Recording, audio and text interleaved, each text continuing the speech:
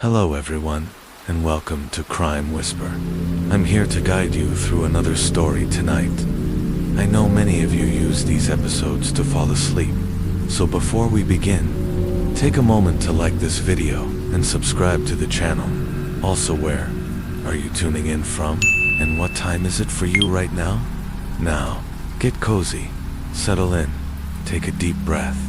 Let's begin. Case 1. The Diane Downs story. On the night of Thursday, May 19, 1983, 27-year-old Diane Downs was driving along Old Mohawk Road in Springfield, Oregon. In the backseat of her red Nissan Pulsar were her 3 children, 8-year-old Christy, 7-year-old Cheryl, and 3-year-old Danny. The radio played Duran Duran's Hungry Like the Wolf. The road was dark, silent, and familiar. Diane was used to these late-night drives. But this drive would end in tragedy. As she traveled down the quiet stretch, Diane encountered a stranger on the road. She stepped out of the car to speak to him. He had bushy hair and an unpredictable presence. Then he pulled out a gun and demanded the car keys. Diane refused. What happened next would change her family forever. The man approached the car and opened fire on the children inside. Diane, in a panic, threw her keys into the darkness. She says a struggle followed. The gun went off again, this time hitting her in the arm. Somehow, she managed to climb back into the driver's seat and speed off toward Mackenzie Willamette Hospital. As she burst into the emergency room, she cried out, "Somebody shot my kids." Hospital staff rushed to help. 2 children were quickly removed from the back seat, but then a nurse noticed something else. Cheryl, the middle child, was face down on the front passenger floor. She wasn't moving. Emergency personnel did everything they could. Off-duty doctors were called in. One surgeon drove at 80 miles per hour to reach the hospital in under 10 minutes. They even contacted another hospital in Eugene for backup. While all this unfolded, Diane sat calmly in the waiting room, a beach towel wrapped around her bleeding arm. She made a series of phone calls to her ex, then her parents. Not long after, she was told the devastating news. Cheryl had died, but Christy and Danny were still alive. Police were immediately suspicious. At first, Diane's story seemed believable. A mysterious man on a dark road, a senseless attack. But investigators noticed something wasn't right. Diane's demeanor was off. Her story inconsistent, her emotions strangely hollow. The deeper they dug, the more things didn't add up. Background: Diane's early life. Elizabeth Diane Fredrickson was born in 1955, the eldest of 5 children. Her parents, Wesley and Willadine, were deeply religious and emotionally distant. Diane grew up craving attention and affection, needs that often went unmet. As a child, Diane struggled to fit in. Her conservative upbringing meant strict rules about how she dressed, where she went, and how she behaved. Her peers teased her for her appearance. At first, she tried to gain validation through academic success, but in her teen years, she turned to a different strategy: attention from boys. She began wearing makeup, dyed her hair blonde, and started going by her middle name, Diane. The change brought her the attention she craved. One of those boys was Steve Downs. They met in high school and quickly became inseparable. Their relationship was intense, public, and passionate, much to the disapproval of Diane's parents. But Diane didn't care. She was chasing a feeling she hadn't had at home, being wanted. After high school, Diane enrolled at a religious college in California, while Steve joined the Navy. They tried a long-distance relationship, but Diane was unfaithful. She had multiple affairs, including with staff at her college. Eventually, she was expelled and returned to Arizona. Steve came back from the Navy, and the two quickly rekindled their relationship. On November 13, 1973, they ran off and got married. Both were just 18.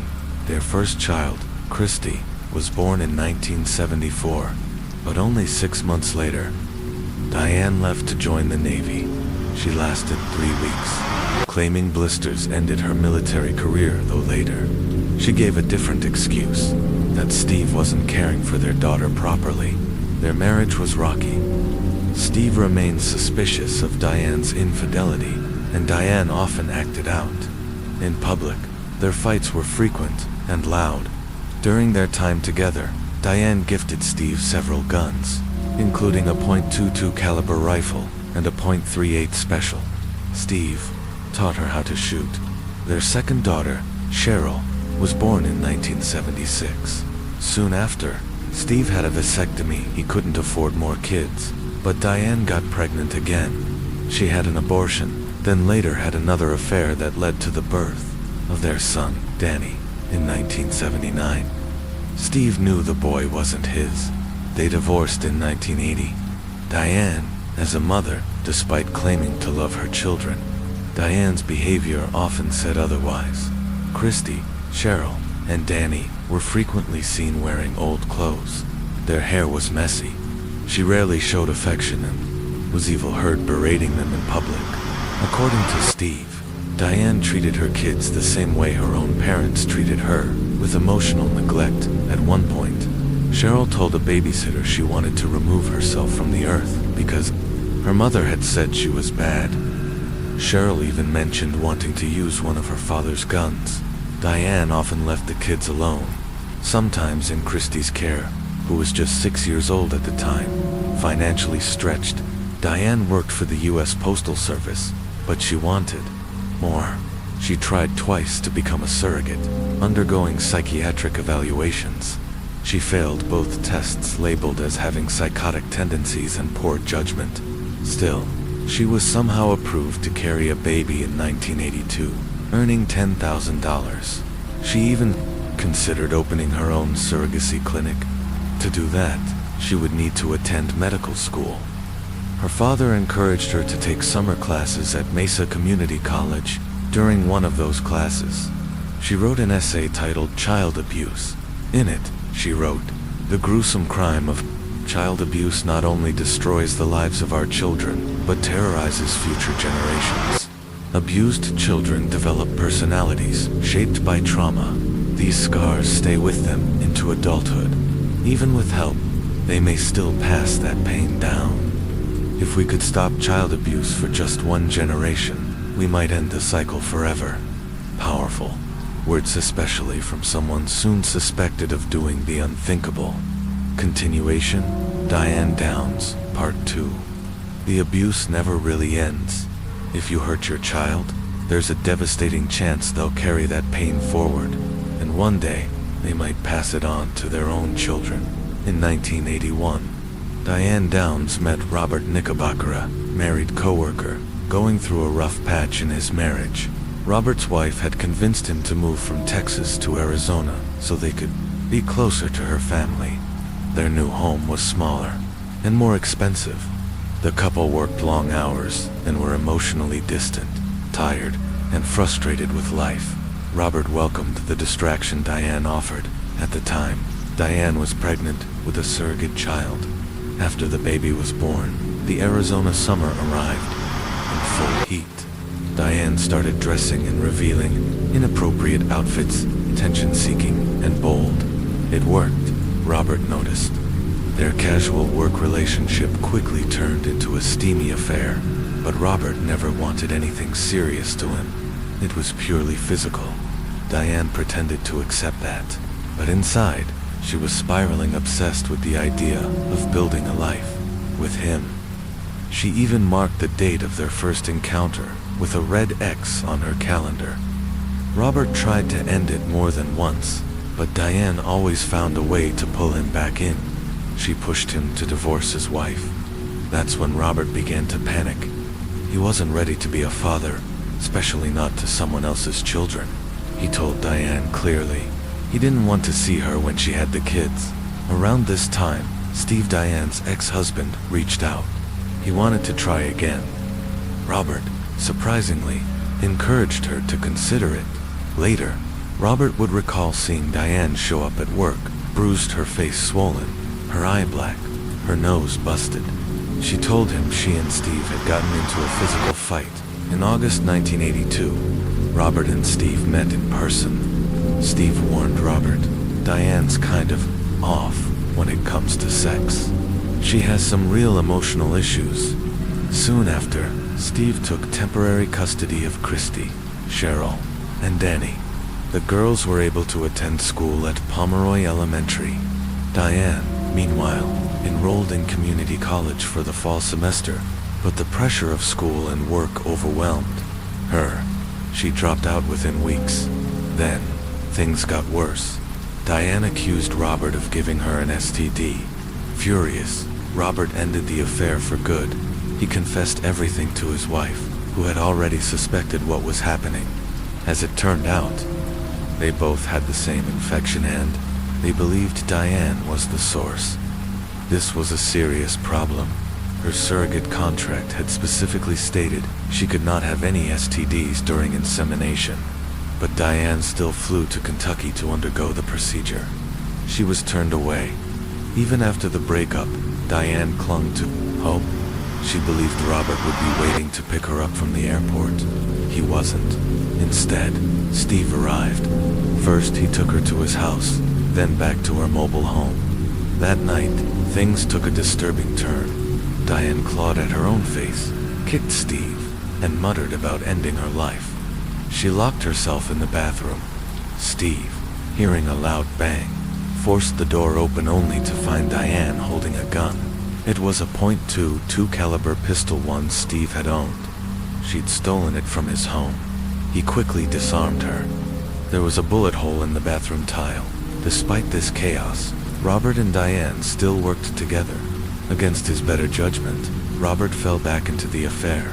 Diane got his name tattooed on her shoulder, along with a rose. Robert eventually got a rose tattoo too, but without her name. He didn't want it etched into his skin forever. Still, for a moment, they talked about building a life together. Diane used the $10,000 from her first surrogacy, and the $7,000 from a suspicious fire at her mobile home money she collected through insurance to open her own surrogacy clinic. She had no qualifications, no training, no license. The clinic quickly failed. In February 1983, Robert Trump proposed to Diane. In her diary, she wrote, "I could hardly believe my ears. Robert said he would live in the same house with my kids and me. Of course, he said he'd have to marry me. But I think I can talk him into all of me. I'm so happy. Just when I thought he'd call it off, he said he'd marry me. I hope he doesn't change his mind. I sure love him." But change his mind, he did. Later that month, Diane gave Robert an ultimatum, her or his wife. Robert chose his wife. He left the apartment and called her from a phone booth. She picked him up and drove them home. Diane followed them. She rang their doorbell and called their home phone. Non-stop through the night, the Knickerbockers decided to escape for a while and vacation in Texas. But Diane wasn't done. She called them at their friend's house.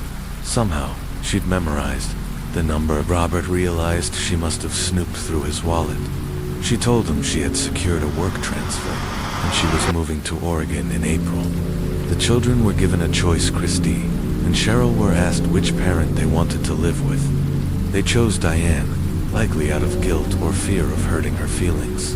Danny, who was just 3, and not Steve's biological son, had no choice. After returning from Texas, Robert and Diane slept together again one final time. Before her move, Diane stayed briefly at Robert's place. He got a matching rose tattoo. No name. Then she left Arizona. For good. Back in Oregon, Diane and Robert had no more contact except once. She left a rose and a necklace in his work. Mailbox, letters and packages followed. Robert rejected every one. Steve soon noticed something strange. His 3 firearms were missing. He assumed Diane took them. She was a single mom, after all. Maybe she needed them for protection. Then came the day that changed everything. The shooting, May 1983. One evening in May 1983, Diane spoke with her coworker Heather Plord, who mentioned wanting to buy a horse. That night, Diane saw a horse. ad in the local paper and decided to pack up the kids to go show it to Heather, something fun to get them out of the house, she said. On the way back, Diane claimed she saw a man on the road waving for help. She stopped. She got out of the car. The man pulled a gun and demanded her keys. She refused. Gunshots rang out.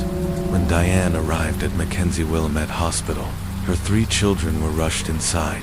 Diane waited in the lobby. Then she calmly said, "Cheryl's on the floor. She hasn't moved." Cheryl wasn't breathing. A flat line on the monitor. A nurse tried clearing blood from her throat, but it was thick, dark, congealed. Cheryl had 2 gunshot wounds in her back. She was pronounced dead on arrival. She was only 7 years old. Christy had suffered a stroke. She was unconscious. 1 bullet had torn through her chest. Her right lung collapsed. The left lung hemorrhaged, blocking oxygen. Her heart stopped. Surgeons raced against time.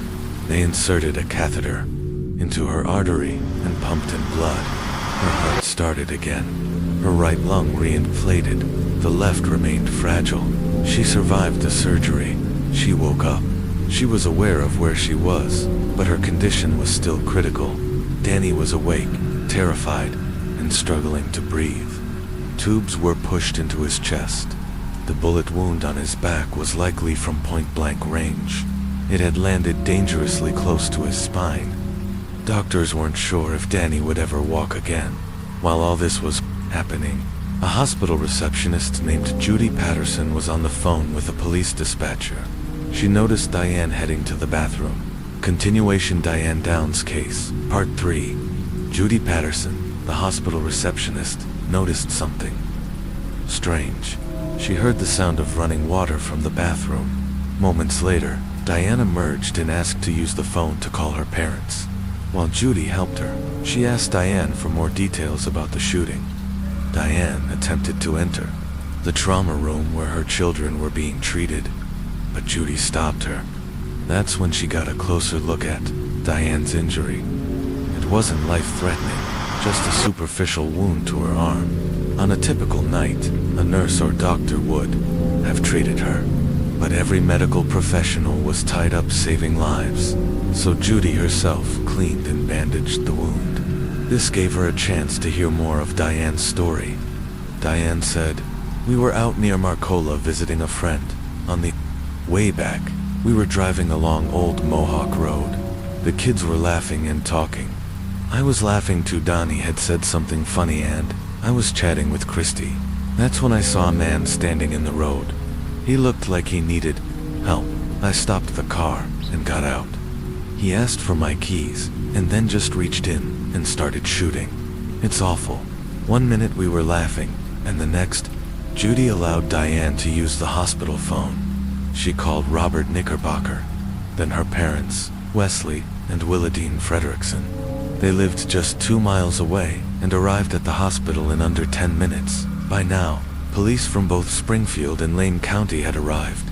Diane told them her version of the events, but this time, some details had already changed.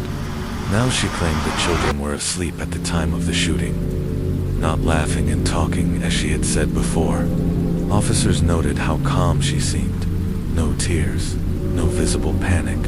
Her thoughts were, collected her behavior. Strange. Sergeant Robin Rutherford asked if Diane would take them to the crime scene. The sooner they could investigate, the better their chance of catching the gunman. Diane agreed, and her father Wes joined them. As they walked to the patrol car, Diane asked casually, "I hope my car's okay. Does it have bullet holes?" Rutherford took the wheel and drove her back along Old Mohawk Road. The area had already been blocked off with patrol vehicles. No cars could pass without being stopped and questioned. Search dogs had been brought in to examine the fields and roadside for any signs of disturbance. It was quiet, but not remote. There were homes nearby. Some properties kept horses. Sergeant Rutherford explained that horses, like dogs, are sensitive to anything out of the ordinary. If someone unfamiliar had wandered through the area, the horses likely would have reacted. Diane pointed out the place where it had happened. She remembered she said seeing a gross yellow car that the stranger had been driving, but there was no such car. Diane began to complain about pain in her arm, so Rutherford radioed for another officer to drive her and her father back to the hospital. He remained at the scene. Back at Mackenzie Willamette Hospital, Diane was informed that Cheryl had died. Christy and Danny were in critical condition. Her reaction was strange, especially when she asked, "Do you mean the bullet missed his heart?" It wasn't relief. It was almost clinical, observational, cold. Detectives Dick Tracy, yes, that's his real name, and Doug Welch took Diane aside for more questions. They found her composure unsettling. Detective Tracy said she seemed entirely rational and naturally so, for someone whose children had just been shot. Tracy, a seasoned investigator, recognized her wound. He'd seen similar ones before, in cases where the shooter injured themselves to stage an attack. Diane described the alleged shooter as a white male in his late 20s, around 5 feet 9, 150 to 170 pounds, with dark, shaggy hair, some facial stubble, a Levi jacket, and a faded t-shirt. She claimed to own 2 guns, a .38 Special and a .22 caliber rifle. When Diane was finally allowed to visit Christy, Officer Paul Anton was present. The moment Diane took her daughter's hand and said, I love you, Christy's heart rate skyrocketed from 104 beats per minute to 147. She was terrified. The following day, Heather Plourde and her husband confirmed Diane had visited them that evening with a horse rental, and just as she'd claimed. Meanwhile, investigators searched Diane's home. They seized a .22 caliber rifle, ammunition, a calendar, and a diary. The bullets recovered from the children were also .22 caliber, but the nature of the wounds, the close range, the blood spray indicated the shooter had used a handgun, not a rifle. More troubling, the blood spatter and bullet trajectory told a story. The shooter had likely been in the driver's seat. Diane was asked to tell her story again. Each time, small but important details changed. Were the children awake or asleep? Was the shooter inside or outside the vehicle? Did he open the door or shoot through the window? Investigators asked Diane to reenact the events on camera. 4 days after the shooting, she demonstrated the scene in a parking lot. She giggled. She fussed with her hair. She struck her cast on the door and cried out dramatically, "Ouch, I hit my cast." She seemed almost excited. Steve Downs, Diane's ex-husband, flew to Oregon the moment he heard Cheryl was gone. Christy was barely holding on. Even though Danny wasn't his biological son, Steve worried deeply for him, too. Detective Welch asked Steve who else Diane had contacted the night of the shooting. Steve mentioned Robert Knickerbocker, Diane's ex-lover. To Steve, it was obvious. Diane was still obsessed. Welch and Anton traveled to Chandler, Arizona, to interview Robert and his wife. With her present, Robert admitted to the affair. It was uncomfortable, but he was transparent. Both he and Steve had strong alibis. They were ruled out. Back in Oregon, forensic expert James Peck examined Diane's red Nissan Pulsar. He found no exterior bullet damage, suggesting every bullet fired had hit its intended target. He recovered 2.22 caliber casings. There was blood and gunpowder residue in the front passenger seat and back seat, but none on the driver's side. On May 25th, Cheryl Lynn Downs was laid to rest. Her ashes were scattered in Arizona. Christy and Danny remained in the hospital. Christy was partially paralyzed. She had lost speech due to the stroke, but doctors hoped therapy might help. Danny had been paralyzed from the waist down. In Diane's seized diary, investigators found dozens of entries about Robert Knickerbocker. Most were never sent. Her words were emotional, erratic bordering on unstable. Some were erotically charged. Others sounded like obsession manifesting in ink. One note read, "What happened? I'm so confused. What could your wife have said to make you act this way?"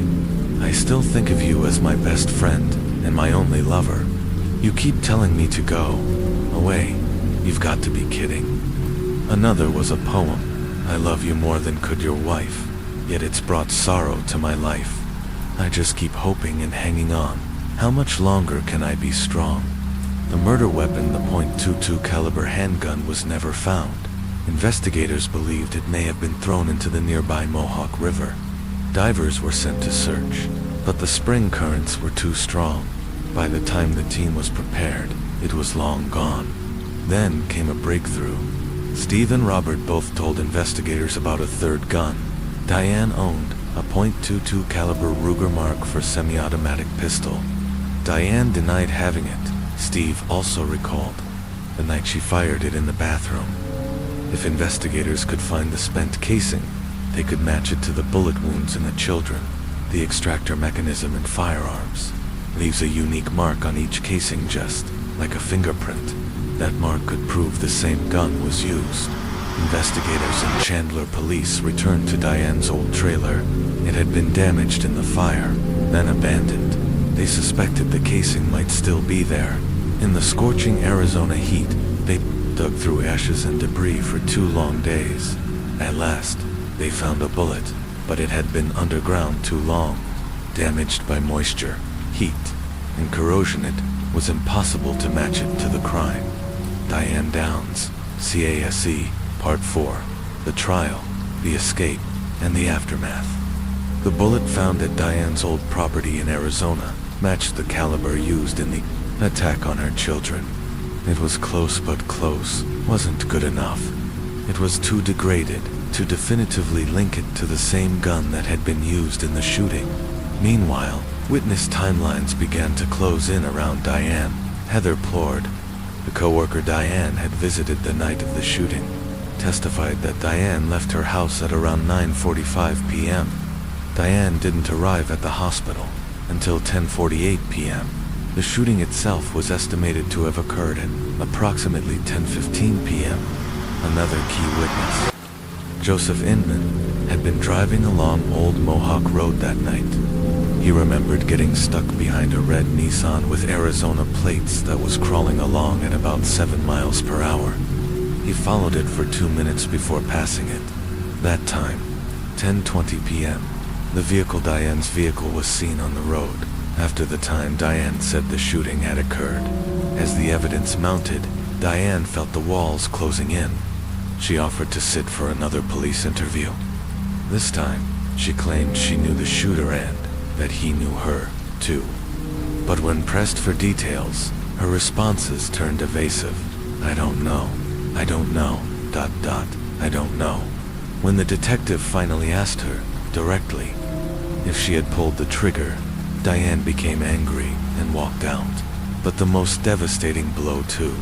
Diane's story came not from detectives, nor forensics, but from her own daughter. While Christy Downs was recovering, child psychologist Paula Crodel visited her every day. Paula never pushed too hard. She offered Christy space, safety, and patience. Eventually, the little girl began to open up.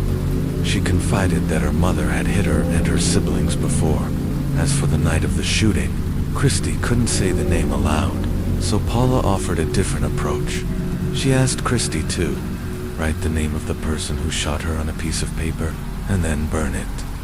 One day, Christy allowed Paula to read the note before it was destroyed. It read, "My mom." Christy later revealed in more detail. On the way home from visiting the Plords, Diane pulled over on a dark, rural road. She opened the trunk, retrieved a handgun, and shot her 3 children before turning the gun on herself and inflicting a superficial wound. The arrest in T.R. Rillen, February 28, 1984. Diane Downs was arrested at a local post office. She was charged with 1 count of first-degree murder and 2 counts of attempted murder and criminal assault. And she was pregnant. Initially, Diane reached out to famed lawyer and author Melvin Belli, known for his high-profile celebrity cases. He agreed to represent her, but was too busy. The court wouldn't delay the trial for him.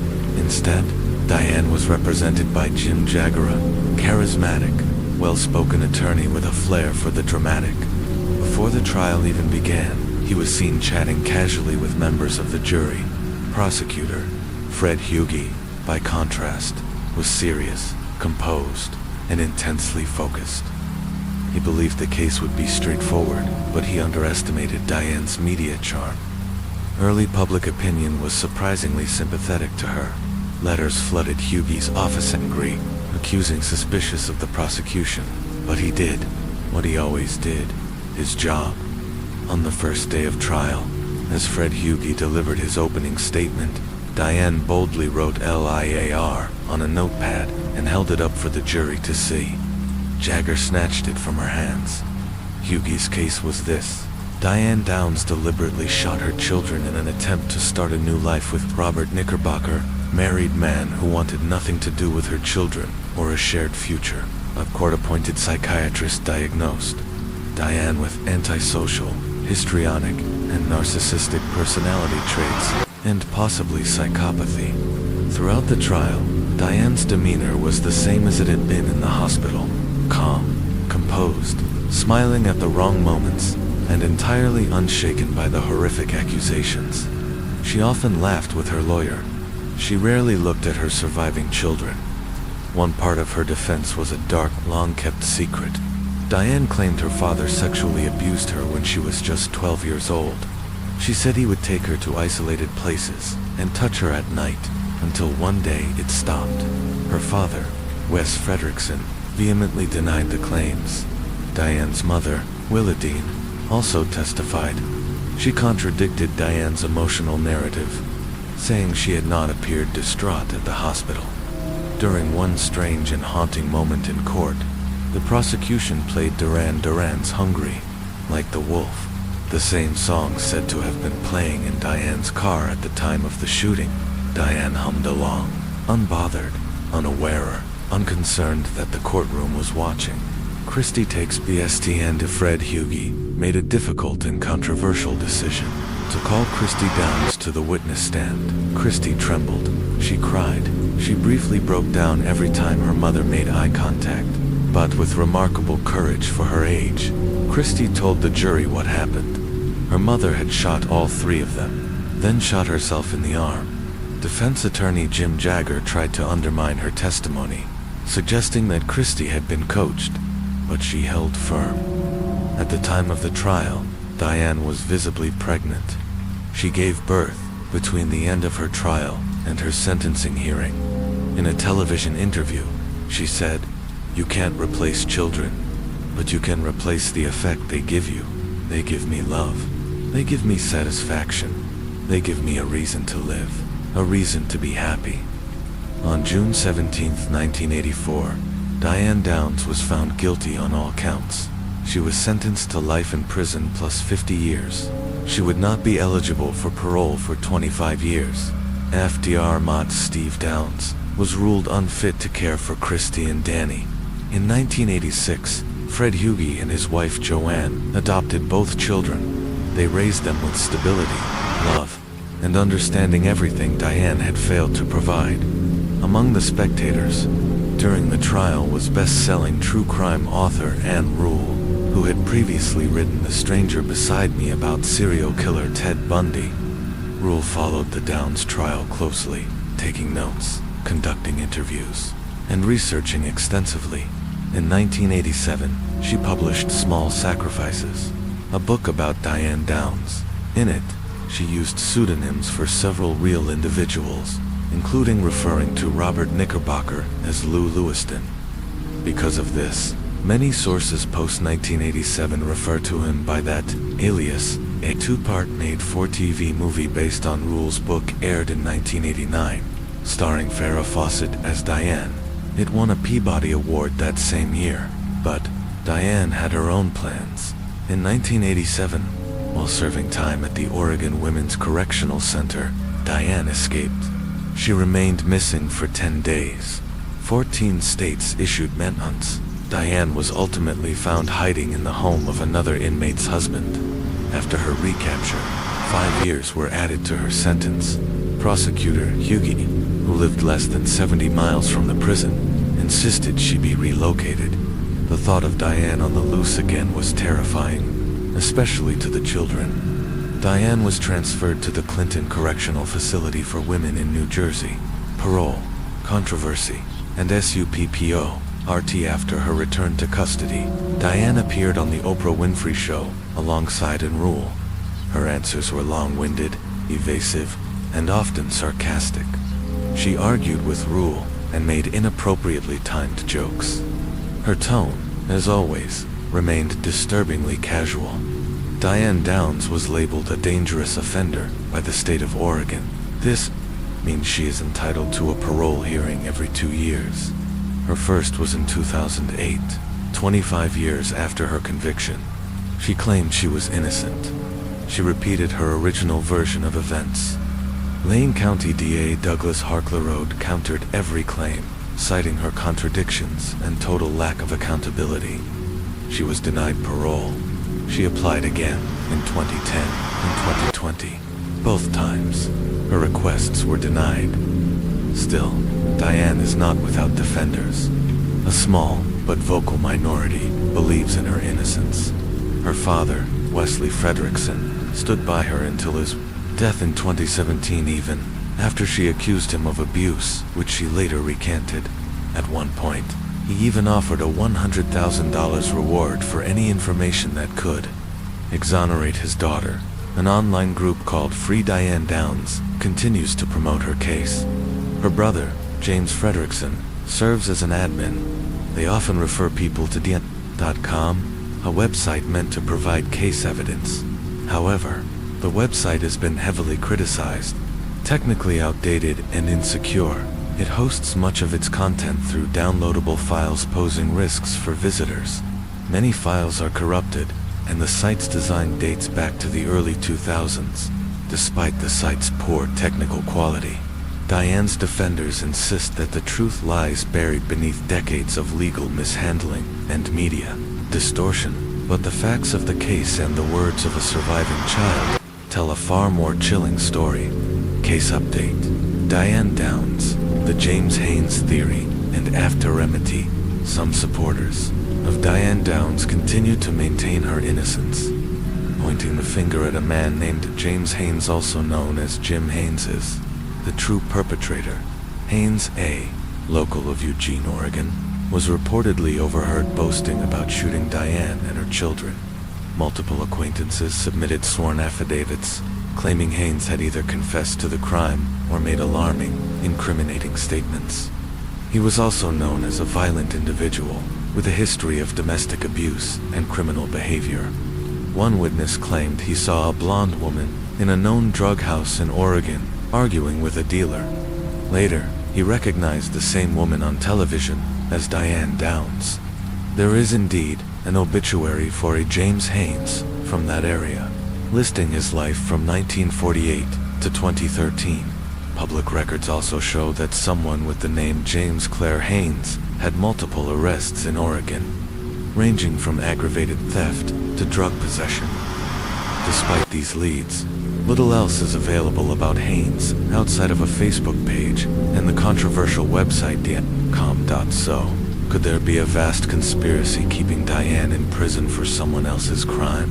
Or is this just another example of the same pattern we've seen before, like with Elizabeth Short, John Benet Ramsey, or Henry Lee Lucas, where people confess to crimes they didn't commit out of delusion, notoriety, or confusion?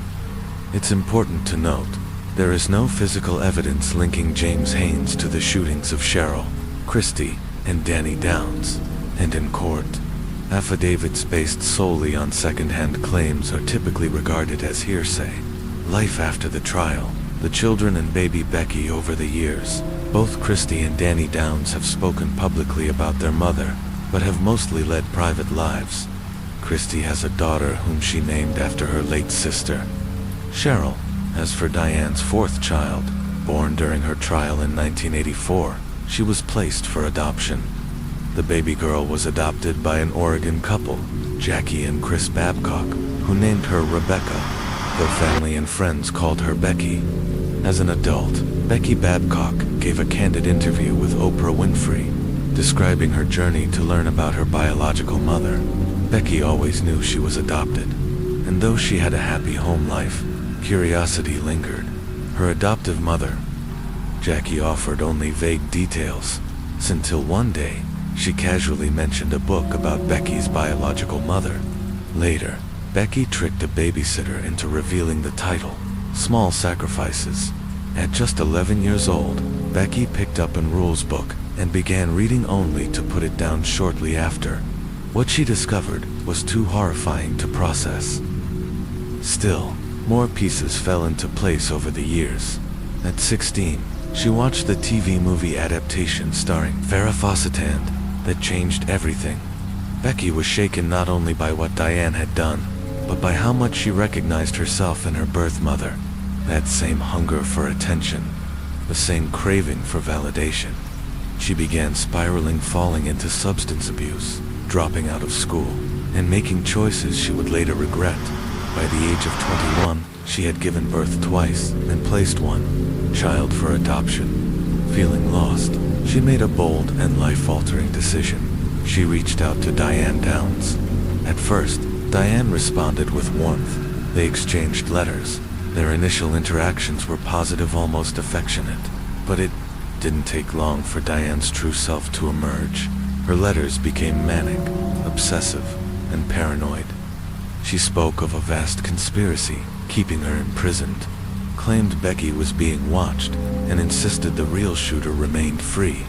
Eventually, Diane turned on Becky, accusing her of being part of the same conspiracy. That was when Becky cut off contact completely. In a 2010 public statement, Becky said she deeply regretted ever reaching out to Diane, but in recent years, she has rebuilt her life. She's now married, raising a family, and running a non-profit dog breeding business. She also lives with a chronic autoimmune disease. Lupiciat continues to live a life of hope and purpose. Where is Diane Downs now? As of 2024, Diane Downs is 69 years old and incarcerated at the Central California Women's Facility in California. She remains eligible for parole hearings every 2 years, but given her repeated denials, mental state, and lack of remorse, it is likely, thankfully, that she will never be released. Case to preview. Susan Smith, the fall of 1994. Another horrifying case gripped the United States. Late one October night, a panicked woman ran to a stranger's home in Union County, South Carolina, banging on the door and crying for help. She claimed she had been checked and that her 2 sons were still in the vehicle. The woman's name was Susan Smith.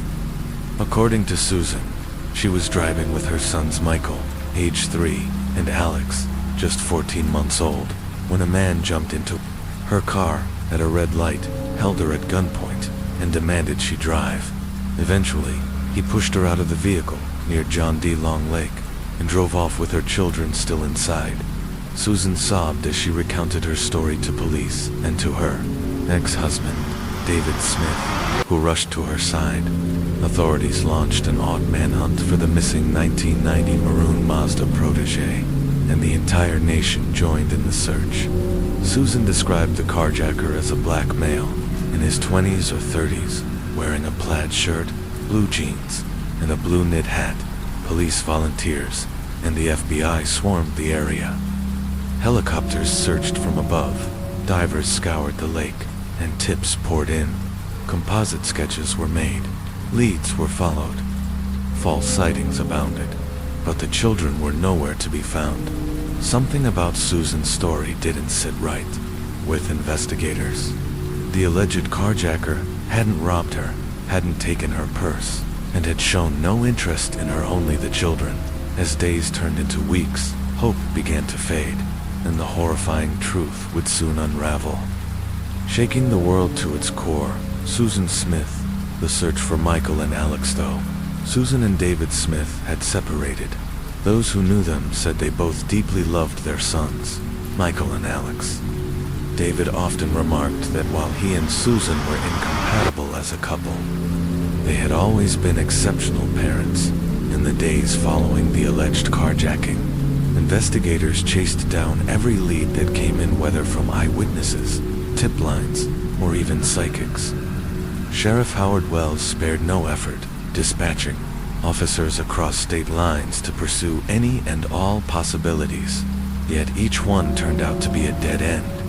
The Mazda protege was gone. So were the children. Despite the lack of progress, Sheriff Wells maintained a steady rhythm of twice daily press briefings, determined to keep the public informed. The entire country was watching. Posters of the boys covered store windows in Union, South Carolina. Yellow ribbons fluttered in support, but after 3 days, with no sign of the children, a dark suspicion began to take root. If the abductor didn't want the children, reporters and locals asked, why haven't they been found? Sheriff Wells admitted the frustration openly. We don't have the children. We don't have the suspect. What we do have is a flood of tips, some credible, some from psychics, and some, frankly, from the delusional. But we're following every single one. Union County's Sheriff's Department had set up a 24-hour command center, fielding calls from across the nation. Search teams scoured the woods, patrolled on horseback, and conducted water searches around John D. Long Lake. The area Susan said the suspect forced her to drive near before ejecting her from the car. Despite the intensity of the search, hope was starting to wane. A growing mistrusting high-profile child abduction cases. Support often comes from others who faced similar tragedies.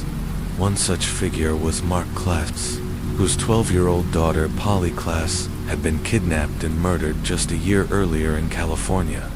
He had since founded the Polly Klass Foundation to support families in crisis.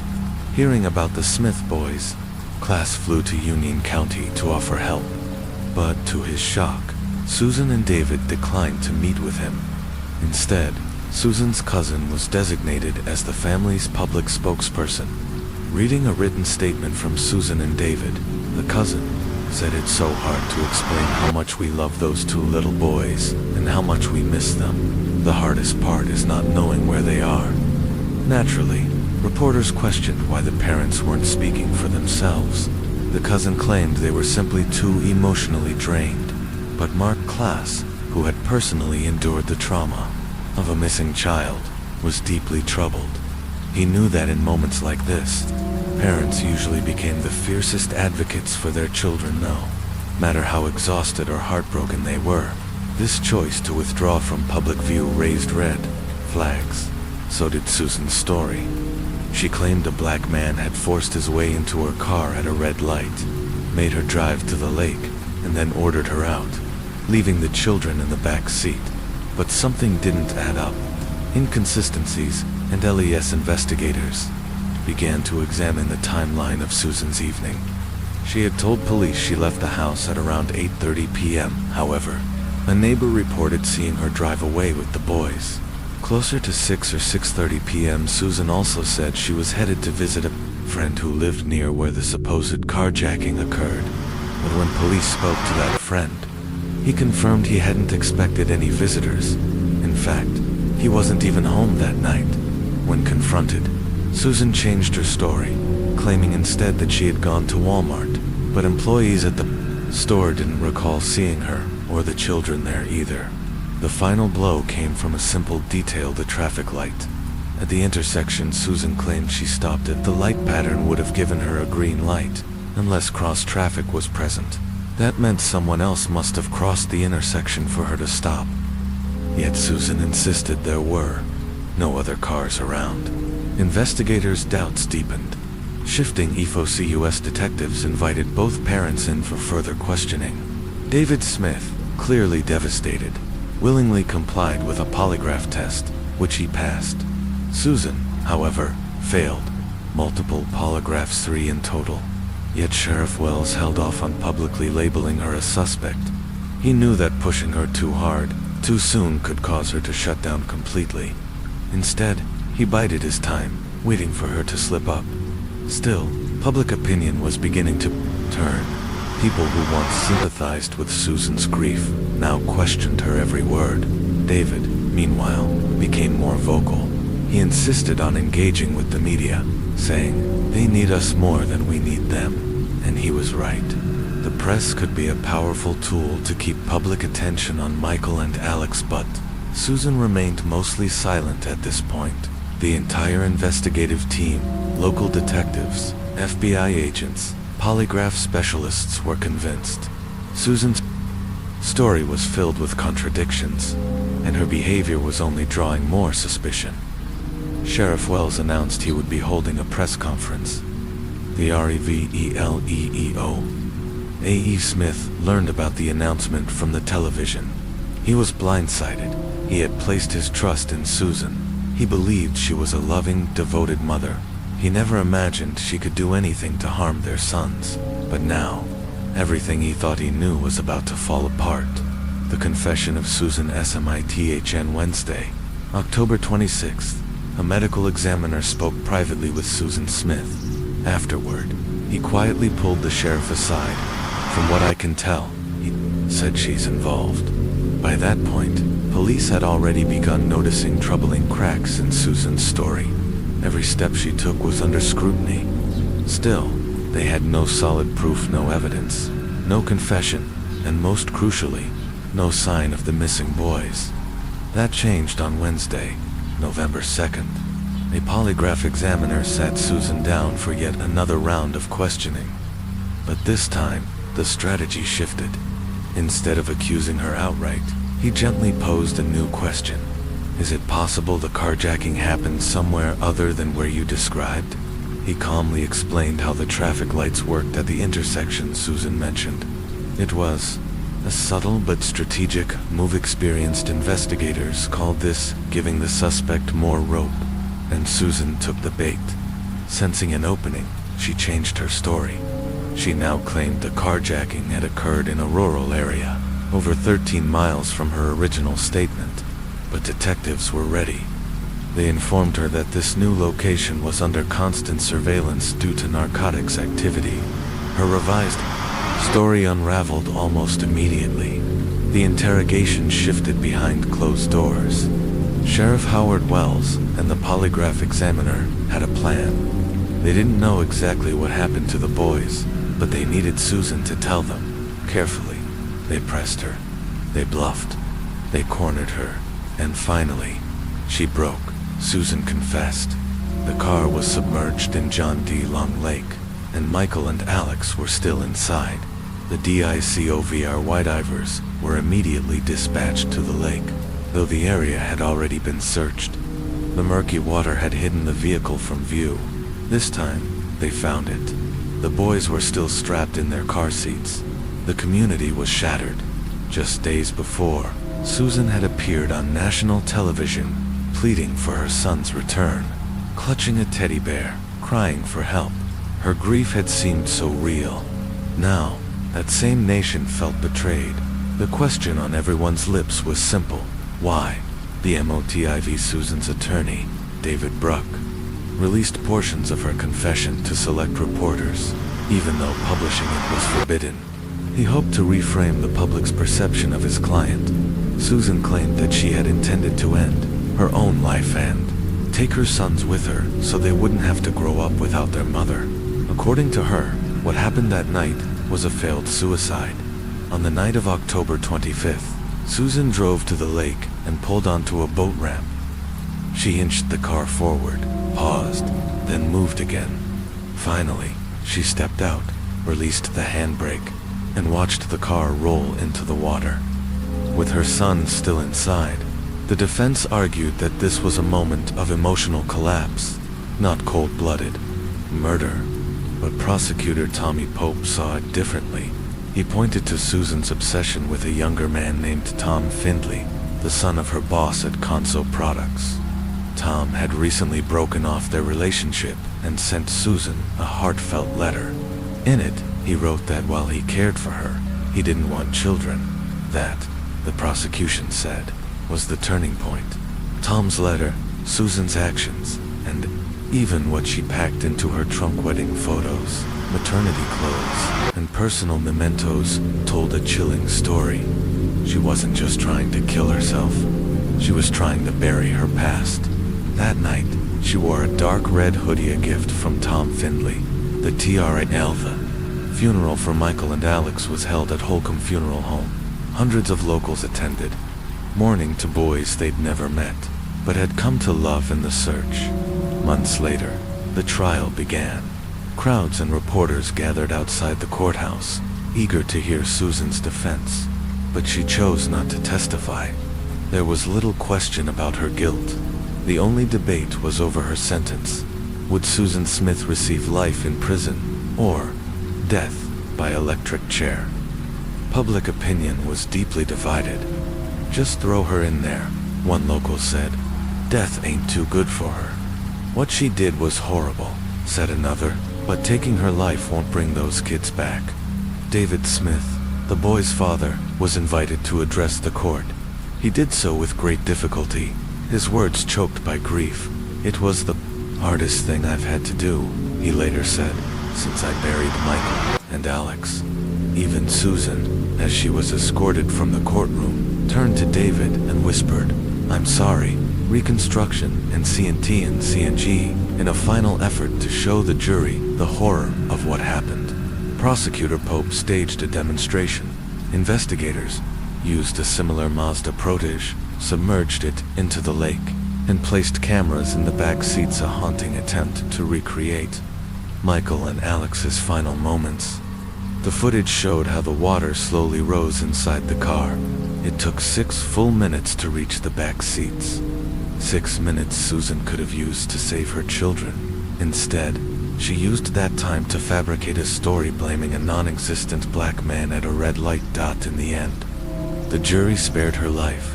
Susan Smith was sentenced to life in prison, with the possibility of parole after 30 years. AFTR H. David Smith formally divorced Susan before the trial. Despite the trauma, he eventually rebuilt his life. He remarried and had 2 more children, a son and a daughter. He made sure they knew about Michael and Alex, and the tragedy that changed their family forever. As for Susan, she has lived a troubled life behind bars. Reports have surfaced over the years of inappropriate relationships with prison guards and other inmates. She reportedly contracted an STI while incarcerated, raising concerns about her behavior and stability. Her first parole hearing is expected in November 2024, and the debate has already begun. Will she be granted release? Or will the memory of what she did keep her exactly where many believe she belongs, behind bars for life? Case 3. Samantha Josephson. Samantha Josephson was everything a parent could hope for. Smart, driven, compassionate, and full of life. She had earned a full scholarship to the University of South Carolina, where she was preparing to attend law school. Her family beamed with pride at her achievements. To her friends, Samantha was more than just intelligence. She was warm, funny, genuine, and relentlessly kind. Her days were typically consumed by lectures, studying, and preparing for her future. But on the evening of March 28, 2019, Samantha allowed herself a rare night off. She and her friends made plans to celebrate the final stretch of their college years with a night out at the Bird Dog Bar, a popular spot among students in Columbia, roughly 120 miles away in Charleston. Samantha's boyfriend, Greg Corbishley, was at home. The couple had been together for 2 years, deeply in love and constantly in touch. They texted throughout the day, sharing their thoughts and plans for the future. That night, they were doing just that until the messages stopped. Around 2:00 a.m., Samantha decided to leave the bar. She had worked the next morning and didn't want to stay out too late. Her friends stayed behind, and she stepped outside alone to call for an Uber. Greg, concerned for her safety, opened a location-sharing app on his phone, but something didn't sit right. He noticed her ride was heading in the opposite direction of where Samantha lived. Alarmed, he called Herb. She didn't answer. As the hours passed, Greg's worry deepened. He reached out to Samantha's roommates, sharing the map of her last known location. At 5:30 a.m., her friends searched the surrounding area, but there was no sign of her. When Greg woke up later that morning. He had 3 missed calls from Samantha's roommate, Carly. She confirmed what he feared: Samantha had never returned home. By Friday afternoon, Greg was in Colombia, doing everything he could to help find her. He contacted local hospitals, questioned people in the area, and combed through Samantha's computer for clues. Her friends discovered that the Uber ride she had ordered had been canceled. The driver hadn't been able to find her. Yet, surveillance footage told a different story. The manager of the Bird Dog Bar shared the security tapes from that night. They showed Samantha walking out of the bar, standing under a tree on the curb with her phone in hand. A car approached. She stepped forward, expecting her Uber, but the car pulled away. Moments later, another vehicle, a dark 4-door sedan, arrived. This time, Samantha walked up to it and got in. The footage chilled everyone who saw it. That wasn't her Uber. The ride she had ordered never arrived. Samantha had unknowingly gotten into the wrong car, a deadly mistake. Investigators were now on the hunt for that vehicle. The security footage showed a single figure in the driver's seat and no one else inside. The vehicle cruised through Colombia's 5 Points area before disappearing off camera about 1.5 miles from where it picked her up. Detectives soon identified the vehicle as a black Chevy Impala. Surveillance footage from earlier that night showed the car circling the area multiple times. At one point, the driver even parked across the street from the bar waiting. The breakthrough came when investigators checked Samantha's bank account. They found 2 failed ATM withdrawal attempts, 143 miles away from Colombia, just hours after she went missing. The ATM camera showed a man in dark clothing, gloves, and a tightly pulled hoodie. His face was concealed, but his actions raised a red flag. Shortly after, another withdrawal attempt was made at a different ATM, this time with even more effort to hide his identity: sunglasses, bandana, hoodie, tied tight. This wasn't someone panicking. This was calculated. Then, the call came in. 2 turkey hunters had been walking through a wooded area near New Zion, a remote town in Clarendon County. One of them spotted something in the tree, something out of place. When he got closer, the horror became clear. It was a young woman's body. Later that night, she was identified as Samantha Josephson. Her body had been left in a remote field. She had been stabbed nearly 100 times. Her injuries were so severe that she was almost unrecognizable.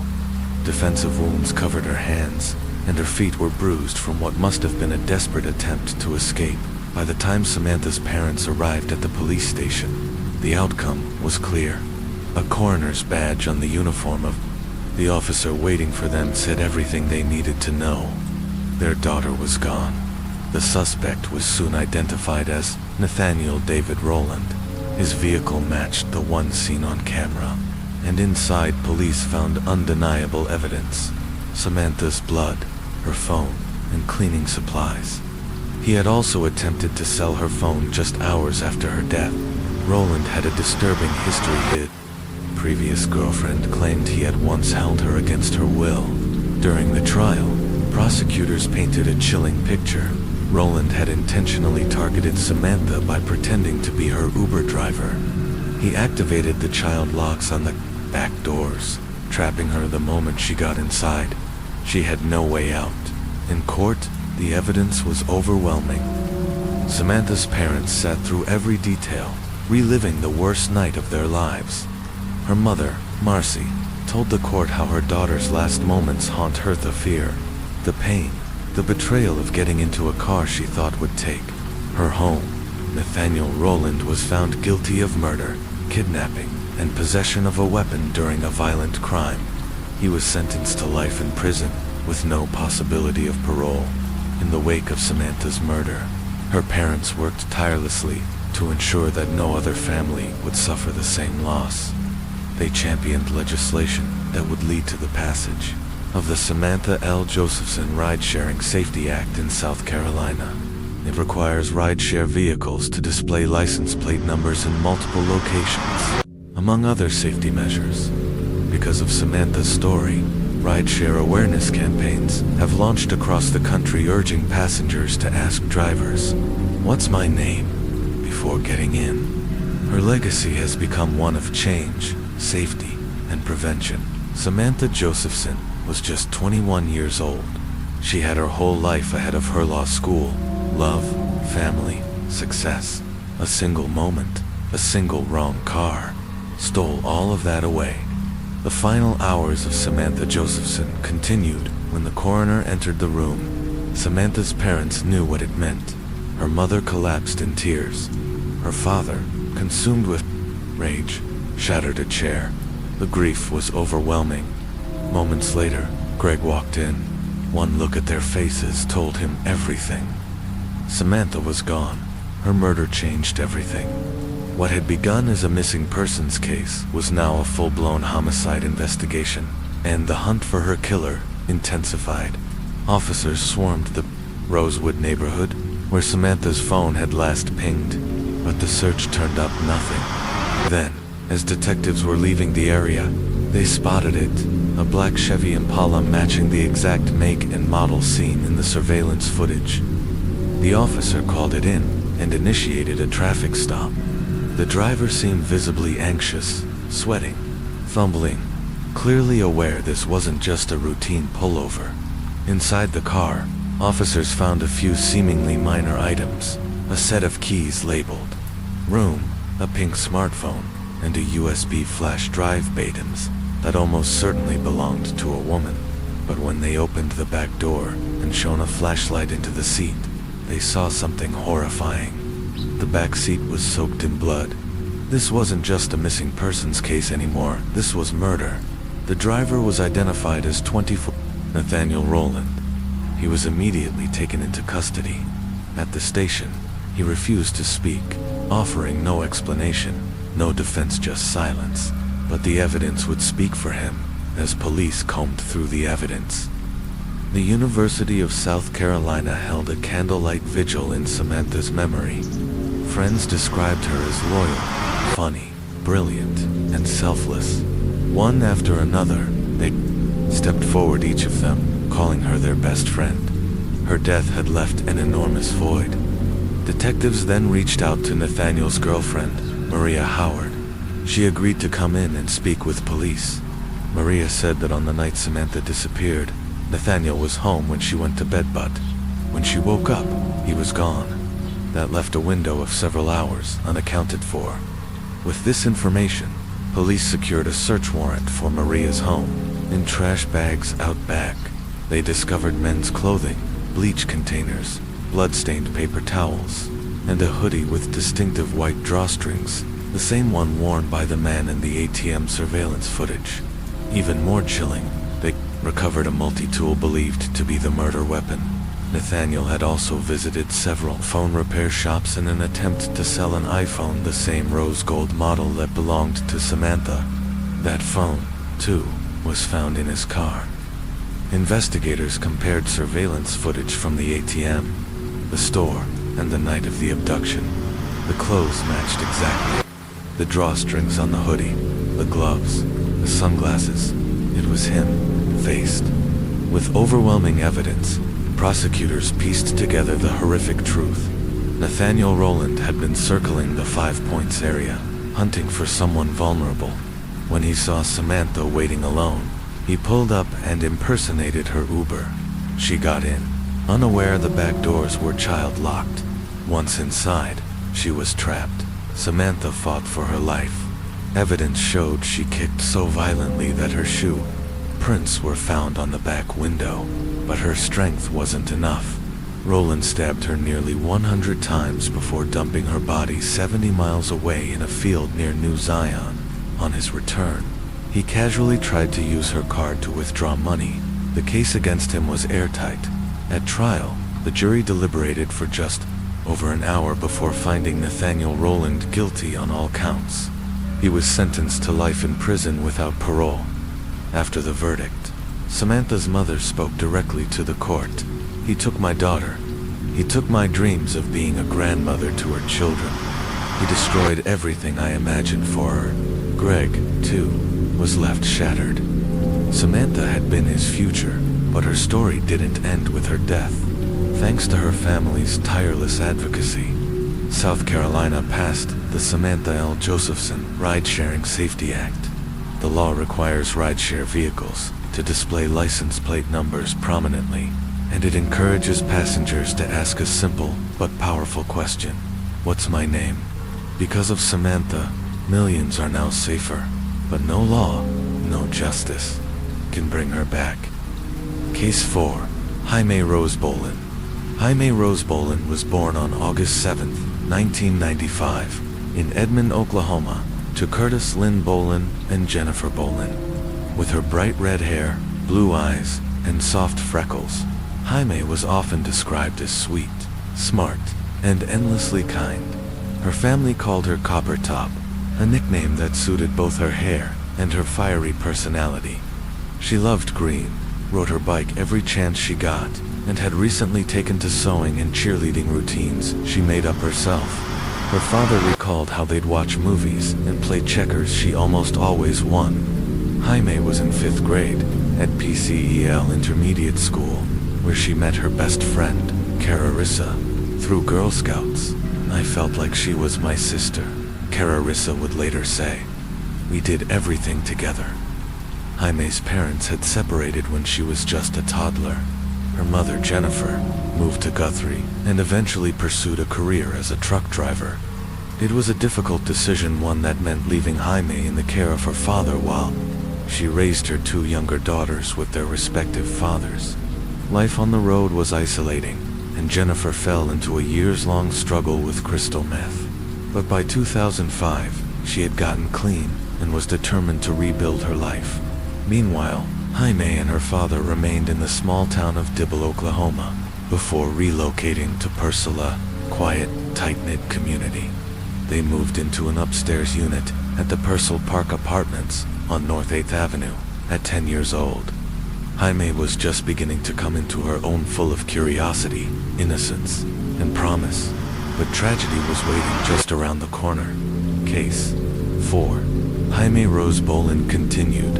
Jaime's new downstairs neighbor was a quiet young man named Kevin Ray Underwood. Like Jaime, he had red hair, but that's where the similarities ended. Kevin lived alone in the unit across the breezeway. He'd been there for about a year and a half before Jaime and her father moved in. Kevin was known to be reclusive. Most days, he stayed indoors, keeping to himself, caring for his pet rat, Freya, and spending countless hours online. His digital life was far more revealing than his real one. Kevin kept a blog titled "Strange Things Are Afoot at the Circle K," a reference to a quote from Bill and Ted's Excellent Adventure where he vented his thoughts, often disturbing and disjointed. He'd worked for years at a nearby Carl's Jr., but had recently started a new job at a local grocery store. One of his former co-workers, Ricky Woods, described him bluntly: "Kevin didn't talk to 90% of us. Just went in, did his shift, and left." Ricky and his 8-year-old daughter had once lived in the unit above Kevin. They rarely saw him, only when he collected his mail or did laundry. He'd disappear behind his door and vanish from sight. Kevin's mother insisted he was a quiet, hard-working young man who had never been in serious trouble. He'd once gotten a speeding ticket, but that was it. She admitted he struggled with social anxiety and had been prescribed Lexapro. He'd stopped taking it at one point, but restarted in early 2006, telling her he wanted to get his life on track. Outwardly, Kevin may have seemed just socially awkward, but his online persona told a far more chilling story. He was in a long-standing online relationship with a woman named Melissa Custer. They had communicated for nearly a decade, though they'd never met in person. Kevin had even planned a trip to California to visit her. But when Melissa canceled, telling him she only saw him as a friend, it devastated him. Crushed by the rejection and increasingly isolated, Kevin spiraled. He began spending more time on the darker corners of the internet, eventually becoming obsessed with cannibalistic pornography and gore-themed erotica. His blog posts became increasingly disturbing. In one entry, he posed the question, "If you were a cannibal, what would you wear to dinner? He answered himself, the skin of last night's main course. In another, he confessed, I really need a girlfriend. My fantasies are getting weirder and weirder, dangerously weird. If people knew what I think about, they'd lock me up. Nobody in Purcell, certainly not at Jaime's school, knew about his blog. He kept his twisted desires hidden, but there were signs. The manager of the apartment complex, Tim Beyer, had noticed Kevin standing outside, staring at neighborhood children as they played. Another neighbor, Daniel Downey, had also seen it, but assumed Kevin must have children of his own. At his job, co-workers nicknamed him Zombie Kevin due to his strange demeanor and disturbing comments. One co-worker recalled Kevin pointing to an attractive female customer and musing aloud, I wonder what she would taste like. Everyone laughed nervously, but the comments stayed with them. Despite his darkness, Kevin went out of his way to befriend Jaime.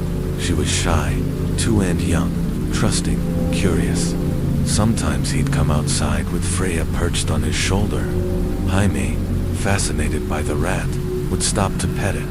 Over time, the two would chat in the breezeway.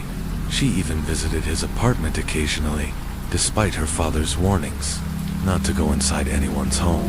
In late March, Kevin had been watching cartoons with his front door left partly open. Jaime saw it ajar, walked in, and asked if she could pet the rat. After a while, she left. Nothing unusual happened. Kevin seemed harmless, just strange. On April 11th, Jaime's dad asked her to order a pizza. They didn't have a phone, so they typically used the payphone in the complex. But that day, Kevin offered to let her use his cordless phone. Jaime agreed, but took the handset into the breezeway so her father wouldn't know she'd gone inside. Again, nothing happened. Just a little girl accepting a kind offer from a neighbor. It was easy for Jaime to believe her father's rules were simply overprotective. The next day, April 12th, Jaime dressed in a pink shirt and headed to school. She was excited she'd be seeing her mom, Jennifer, over Easter weekend. They hadn't seen each other since February.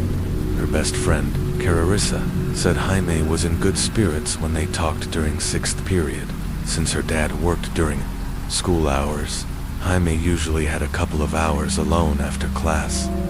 That afternoon, she stopped at the library and played with a friend. But when she got home, she realized she'd forgotten her keys. She biked back to school to retrieve them, then pedaled home again under the hot Oklahoma sun. Once home, she changed into a short-sleeved blue shirt and came back down to the breezeway, and then she vanished. Her father, Curtis, returned from work and couldn't find her. He immediately began asking neighbors if they'd seen her. No one had. He and Tim Beyer knocked on every door in the complex. At around 6 p.m., they knocked on Kevin's. It took a long time for Kevin to answer. When he finally opened the door, he was buttoning up his shirt like he'd just put it on in a hurry. He told them he'd seen Jaime outside earlier riding her bike but hadn't seen her since. He lingered for a bit, saying he'd keep watch in case she returned, but by 8 p.m., he excused himself, saying he had work in the morning and needed to go to bed. Curtis kept searching, but there was no sign of Jaime. That night, he called the police. At first, authorities treated it as a missing child case, with no clear signs of abduction. They hoped she was hiding out with a friend or had wandered off. Police, firefighters, and community volunteers quickly mobilized to search the area. In parallel, Curtis called relatives, including his brother Mark and sister-in-law Linda, who came over to help. But the truth about what happened to Jaime Rose Bolin was far more disturbing than anyone could have imagined. Continued Case 4, Jaime Rose Bolin. After Curtis called the police, concerned neighbors and family members gathered in the breezeway outside the apartment, waiting, hoping for any news. Among them was Kevin Underwood, who checked in with Curtis several times throughout the evening, feigning concern and offering to help. Curtis also phoned Jaime's mother, Jennifer, who was hauling a truckload of produce through Arizona, when The call came in. She was going 75 miles per hour down the highway. She later admitted she didn't even remember pulling over. Her body reacted before her brain could process the words. Her daughter was missing. The happy Easter visit they had planned was suddenly shattered. Despite an entire day of searching, Jaime was still gone. That Thursday night, police officially issued an Amber Alert, and the FBI joined the case. Investigators explored every theory, including one possibility. Maybe Jaime had met someone online, and that person had convinced her to bike somewhere. But there was one problem: her bike was gone too. On Friday, with no leads, the FBI activated their child abduction response plan, setting up roadblocks and traffic checkpoints near the apartment complex. They hoped that someone, maybe a commuter who passed by every day, might have seen something that would help them narrow down the timeline. As fate would have it, Kevin's father was driving him home from work that day when they were stopped at one of those checkpoints. The agent who stopped them was Craig Overby. Kevin's dad casually mentioned that they lived in the complex where the missing girl was last seen, and that Kevin was her neighbor. That got Overby's attention. He asked Kevin if he'd be willing to speak with him inside the patrol car. Kevin agreed, and as they talked, the agent quickly sensed that Kevin knew more than he was letting on. At one point, Kevin brought up a detail that hadn't been made public. He said that the Amber Alert was wrong.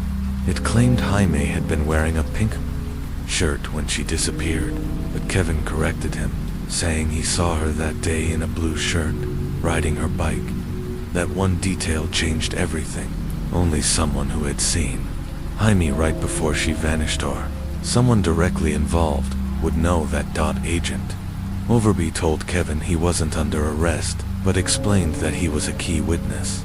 He asked if Kevin would come to the police station to give a full statement. Kevin agreed. During his initial interview, Kevin insisted he had nothing to do with Jaime's disappearance.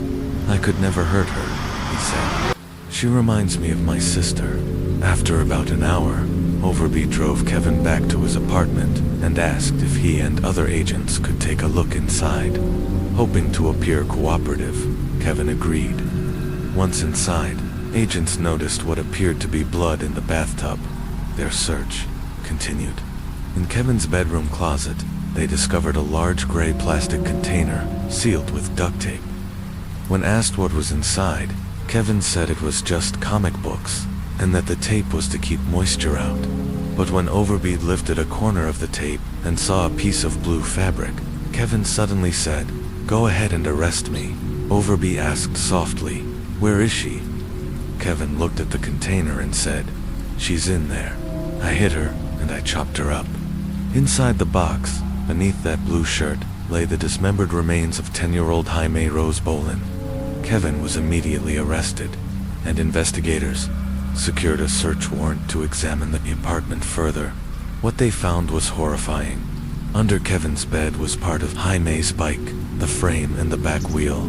The rest was stuffed into a duffel bag in the closet. In that same closet, officers found a bag of adult toys and pornography, a Barbie doll head with nails driven through the Haxay decorative dagger, and several knives, multiple rolls of duct tape, a DVD box set about serial killers, a cutting board, barbecue skewers, and meat tenderizing powder. None of it made sense, till they spoke with Kevin again, after being read his rights. Kevin asked to talk to Agent Overby once more. This time, he made a full confession. What Kevin revealed was beyond disturbing.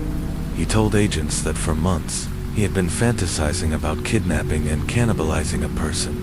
His obsession had been growing for over a year, but after resuming his Lexapro in February, the fantasies became unbearable.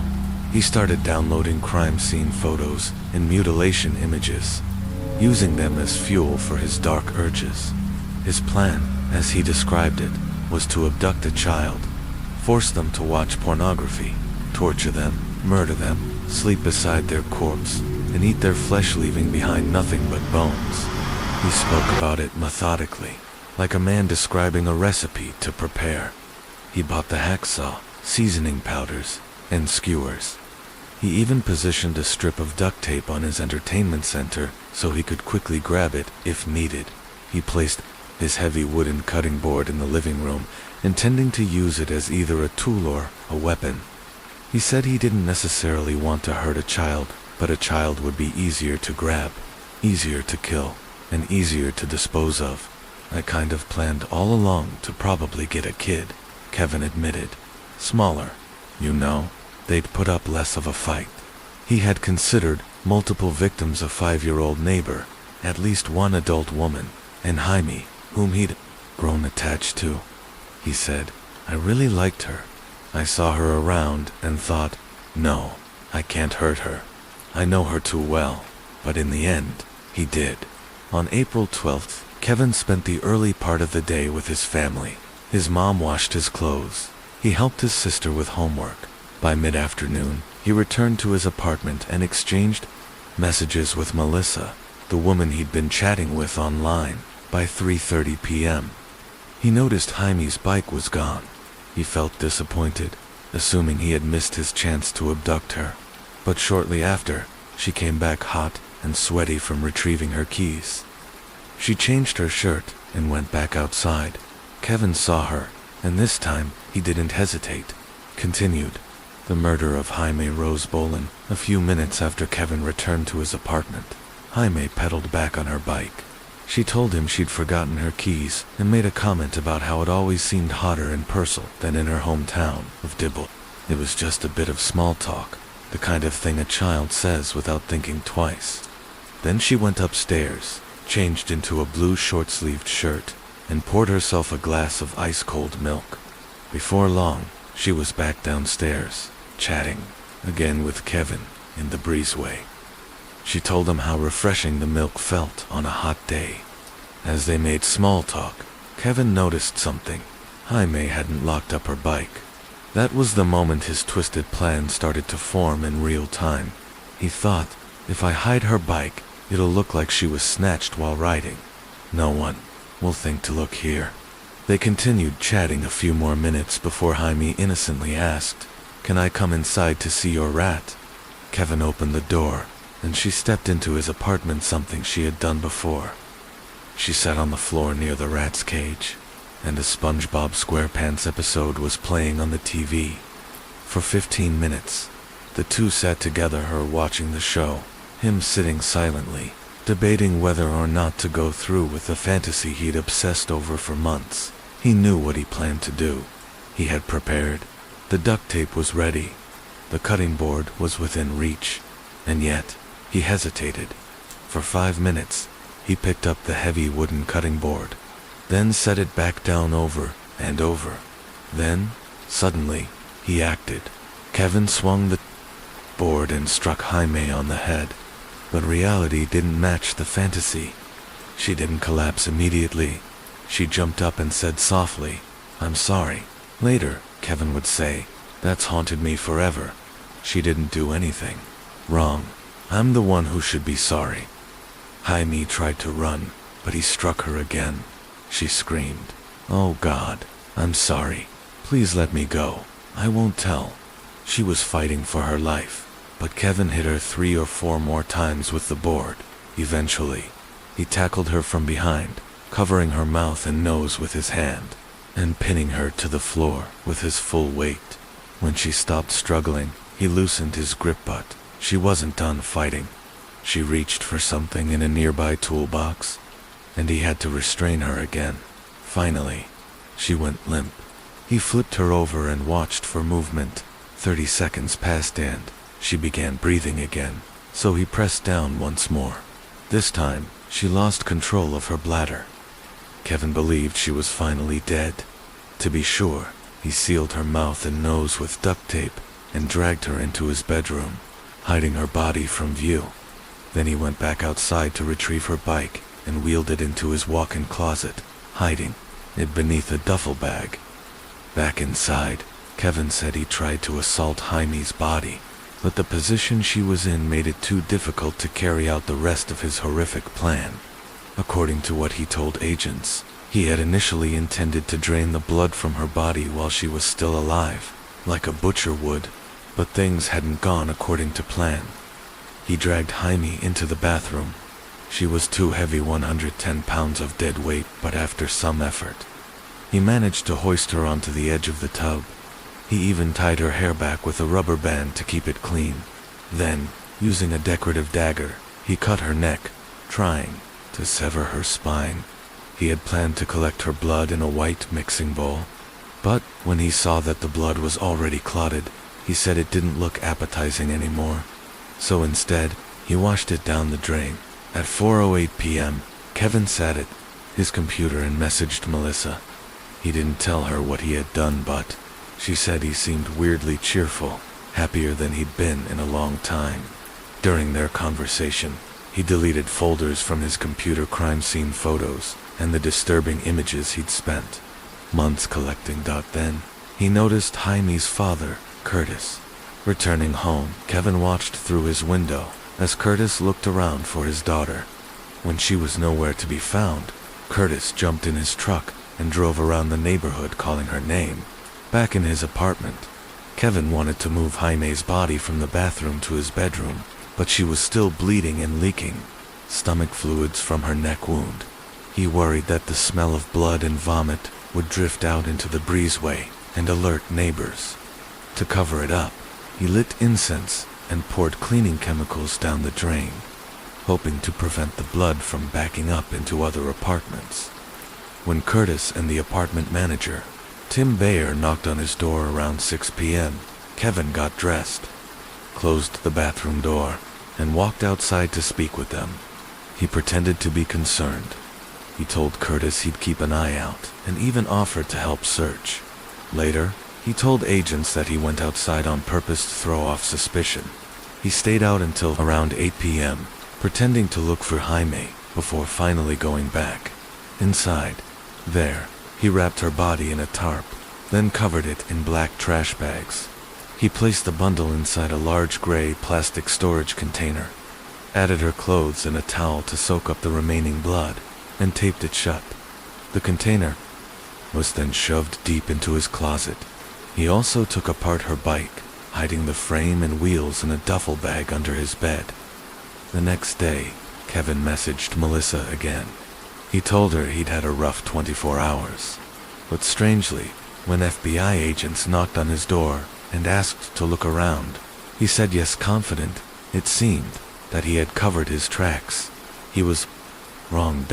Once they found the taped-up container and lifted just one corner of the duct tape, Kevin blurted out, "Go ahead and arrest me." When asked where Jaime was, he replied, "She's in there. I hit her and I chopped her up." Agents waited until Jaime's family was safely out of sight before walking the handcuffed Kevin Underwood to a patrol car. Kevin was charged with first-degree murder and held without bond at the McLean County Jail due to extensive media coverage. His trial was moved to Cleveland County, where the court hoped to find impartial jurors at the time of the murder. District Attorney Tim Kuykendall had served as a prosecutor for 24 years. "Even with that experience," he said, "I've never seen a homicide as atrocious, heinous, and cruel as what this little girl suffered. This wasn't some crime of impulse. It was planned, meticulously, for months." Kuykendall initially vowed to pursue the death penalty, but after losing re-election, the decision fell to his successor, Greg Mashburn, who ultimately agreed. This crime was too horrific for any lesser sentence. On February 19, 2008, Kevin Ray Underwood's trial began in the courtroom of Judge Candace Blalock. Testifying for the prosecution was forensic pathologist Dr. Inz Jacob, who had conducted Jaime's autopsy. He confirmed that the cause of death was asphyxiation and blunt force trauma. The manner of death, homicide. He detailed the injuries: bruises on the back of her head from the cutting board, petechia in her eyes, the telltale burst blood vessels caused by suffocation. He found curved bruises on her face where a hand had pressed down hard, sealing her airways shut. Her neck bore deep saw marks, evidence of Kevin's attempted decapitation. And the horror didn't end there. Kevin Underwood, the confession. Trial and aftermath medical examiners found trauma to Jaime's private areas. including a torn hymen indicating a possible sexual assault. However, they couldn't definitively say whether she was still alive when that part of the attack occurred. While this evidence alone was enough to likely secure a conviction, prosecutors had something far more damning. Kevin Underwood's own confession, captured on video. In a nearly 2-hour-long interrogation, FBI agents Martin Magg and Craig Overby sat across from Kevin. On tape, Agent Overby stayed calm, creating a false sense of rapport. He asked Kevin about his job, his family, even complimented his intelligence. Once Kevin felt comfortable, Overby gently nudged him. At some point, you realized you had to do the right thing and tell what happened. Kevin was hesitant at first, but once he started talking, it was like a dam broke. He spoke in a chillingly casual tone, almost excited. He described, step by step, how his dark obsession with extreme adult material evolved into fantasies of cannibalism. Kevin explained that over the course of 12 to 13 years, he had desensitized himself to anything normal, he said. There's a lot of weird stuff on the internet. As the years went by, I just got used to it. I needed more, until it got to this, cannibalism. He admitted he had spent months planning to kidnap someone, most likely a child from his neighborhood. In his fantasy, the victim would be kept alive, gagged, and draped over a bathtub where he would decapitate them and drain their blood. He planned to keep the body in his bed, sleep next to it, engage in disturbing acts with it, and eventually cook and consume the flesh. He wanted to display the severed head on his desk so it could watch him. Kevin detailed the items he had, purchased in preparation, a plastic tarp and large storage container from Walmart, hacksaw to split open the skull and eat the brain, barbecue skewers too, stab through the cheeks and eyes, a meat tenderizer so he could soften the organs and eat every part, and a Barbie doll head which he used for practice, hammering nails into its eyes, despite the grotesque details. Kevin didn't express guilt, only a hollow recognition that what he did was wrong. He told the agents he feared how his mother and sister would react when they found out.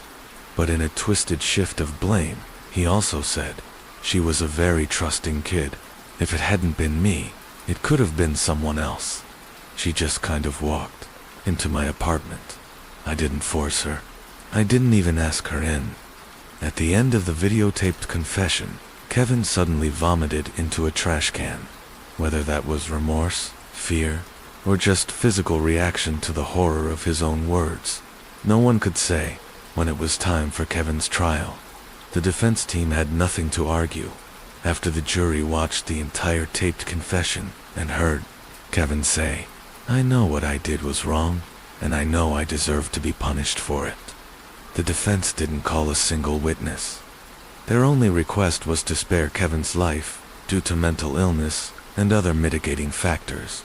But on February 28, 2008, after just 23 minutes of deliberation, the jury found Kevin Ray Underwood guilty of first-degree murder. On March 7th, the same jury handed down the sentence, death by lethal injection. Kevin showed no emotion as the sentence was read. District Attorney Greg Mashburn later described the case as one of the most disturbing he had ever seen. I'm glad I don't have to keep the evidence in my office anymore, he said. Those photos, those items, the jurors had to look at them. Now they're in storage, where they belong, for Jaime's family. The conviction brought some relief, but little peace. Her Aunt Linda said, this brings some closure. We don't have to sit in court with him again. But it's never really over for us. In July 2016, Kevin appealed his sentence, citing new diagnoses, including autism spectrum disorder and several other psychiatric conditions. But the judge denied the appeal, calling Jaime's murder especially heinous, atrocious, and cruel. Despite losing his appeal, Kevin remained on death row for years because in Oklahoma, executions were not being carried out, not because of lack of legal authority, but because the process itself had become dangerously flawed. Let us explain why. In 2014, Another Oklahoma execution of a man named Clayton Lockett went terribly wrong. Lockett, who had murdered a young woman, was given an untested combination of drugs. He was supposed to be unconscious, but the drugs failed. He writhed in pain, tried to sit up, and groaned for nearly 43 minutes before he finally died. It was horrific then. In 2015, Oklahoma executed Charles Warner, who had raped and killed an 11-month-old baby, but afterward, it was discovered that the wrong drug had been used. His final words were, "My body is on fire." Following those botched executions, Oklahoma placed a 6-year moratorium on the death penalty. It wasn't lifted until 2021, when political pressure mounted and a schedule was put in place to execute 25 prisoners over 3 years, aiming to reduce death row by nearly 60%. Kevin was initially scheduled for execution on December 7, 2023, but it was postponed when the Department of Corrections requested 2 space executions further apart, from 60 to 90 days to reduce staff burnout and avoid another disaster. Attorney General Gentner Drummond supported the request, saying, "I've looked every one of these men in the eye as they died, and I've looked the execution staff in the eye after they've done it. I don't want to oversee another failed execution." But the judge wasn't having it. He snapped back, "This needs to stop. People need to suck it up, realize they have a hard job to do, and get it done in a timely, professional way." So, as they battle it out in court, Kevin Ray Underwood remains at Oklahoma State Penitentiary in As of this recording, no new execution date has been set. When authorities told Curtis Boland that his 10-year-old daughter was dead murdered, just feet away from where he'd been searching, he collapsed from the weight of grief. His brother Mark had to take him to the hospital, where he was sedated. They'd been sitting outside Kevin's apartment, not knowing that Jaime was already dead hidden inside. Her Aunt Linda later told reporters that man stole a life that had just begun. Jaime will never walk down the aisle. She'll never get married. She'll never have babies. But he's sitting in a cell right now, eating dinner. The family thanked the investigators and FBI agents who helped solve the case, but they were forever scarred by the grotesque details of Jaime's final moments. Her uncle Mark said, "Sometimes it just hurt too much to hear what happened. We're grieving, we're trying to move forward, but this has broken all of us." The community of Purcell also mourned. Neighbors left balloons, flowers, stuffed animals, and Easter cards at the apartment complex. Jaime's schoolmates tied white ribbons to trees along the street near her. Home just she was gone, but she would not be forgotten. The community came together to mourn Jaime in a powerful show of grief and love. Her funeral was held in the gymnasium of Purcell High School, one of the only spaces large enough to hold the over 1,000 people who came to say goodbye. Among them were her Girl Scout troop, local officers, and first responders who had searched tirelessly for her. The town shut down streets across 2 city blocks, and volunteers brought in golf carts to help shuttle mourners from their parked cars to the gym. Green balloons, Jaime's favorite color, framed her white casket. A framed photo of Jaime sat beside it, along with a bouquet of fresh flowers. Her favorite song, "Jesus Take the Wheel," played softly in the background, along with other country songs she had loved. A video tribute ran during the service, showing joyful clips from her life, laughing, playing, smiling with her Girl Scout sisters. Pastor Dwayne Elmore addressed the crowd, saying, "Long after the cameras are gone and the headlines change, there will still be people in Purcell who love you." After the public funeral, a smaller private graveside service was held in Guthrie's Summit View Cemetery. That's where Jaime was laid to rest. Her father, Curtis, couldn't stay in Purcell. With the weight of his loss too heavy to bear in that familiar town, he moved to Guthrie and found a new job. For a long time, he didn't know how to go on without her. But eventually, he found strength. He said, "I know she'd want me to go on." When asked what he'd do if they were ever reunited in heaven, he simply said, "I'd probably just Give her a big OL hug and tell her I miss her. Her aunt, Tonya, tried to hold on to the happy memories. She said, I don't want her to fade away. She's part of history, and I want people to know she really did exist. Jaime's mother, Jennifer, fell into a deep spiral after her daughter's death. She had long dreamed of being a truck driver and was living that dream when Jaime was murdered. Because of that, she carried an unbearable guilt. She told a reporter, I think about her all the time. To be honest, there's not a day that goes by that I don't think about her. Jennifer had been sober for a year when Jaime died. Afterward, she relapsed. It would take years for her to get clean again. At her lowest point, she called her mother in despair and said, Mom, I want to be with Jaime. I want to go where she's at. She needs me. But Jennifer had 2 other daughters, girls she knew she had to stay alive for. Over the years, she continued to leave heartfelt messages on Jaime's online memorial pages as a way to keep their connection alive. In 2014, she wrote, To my sweet Jaime, I love and miss you so very much. With every angel date, birthday, and holiday that passes, I go see you.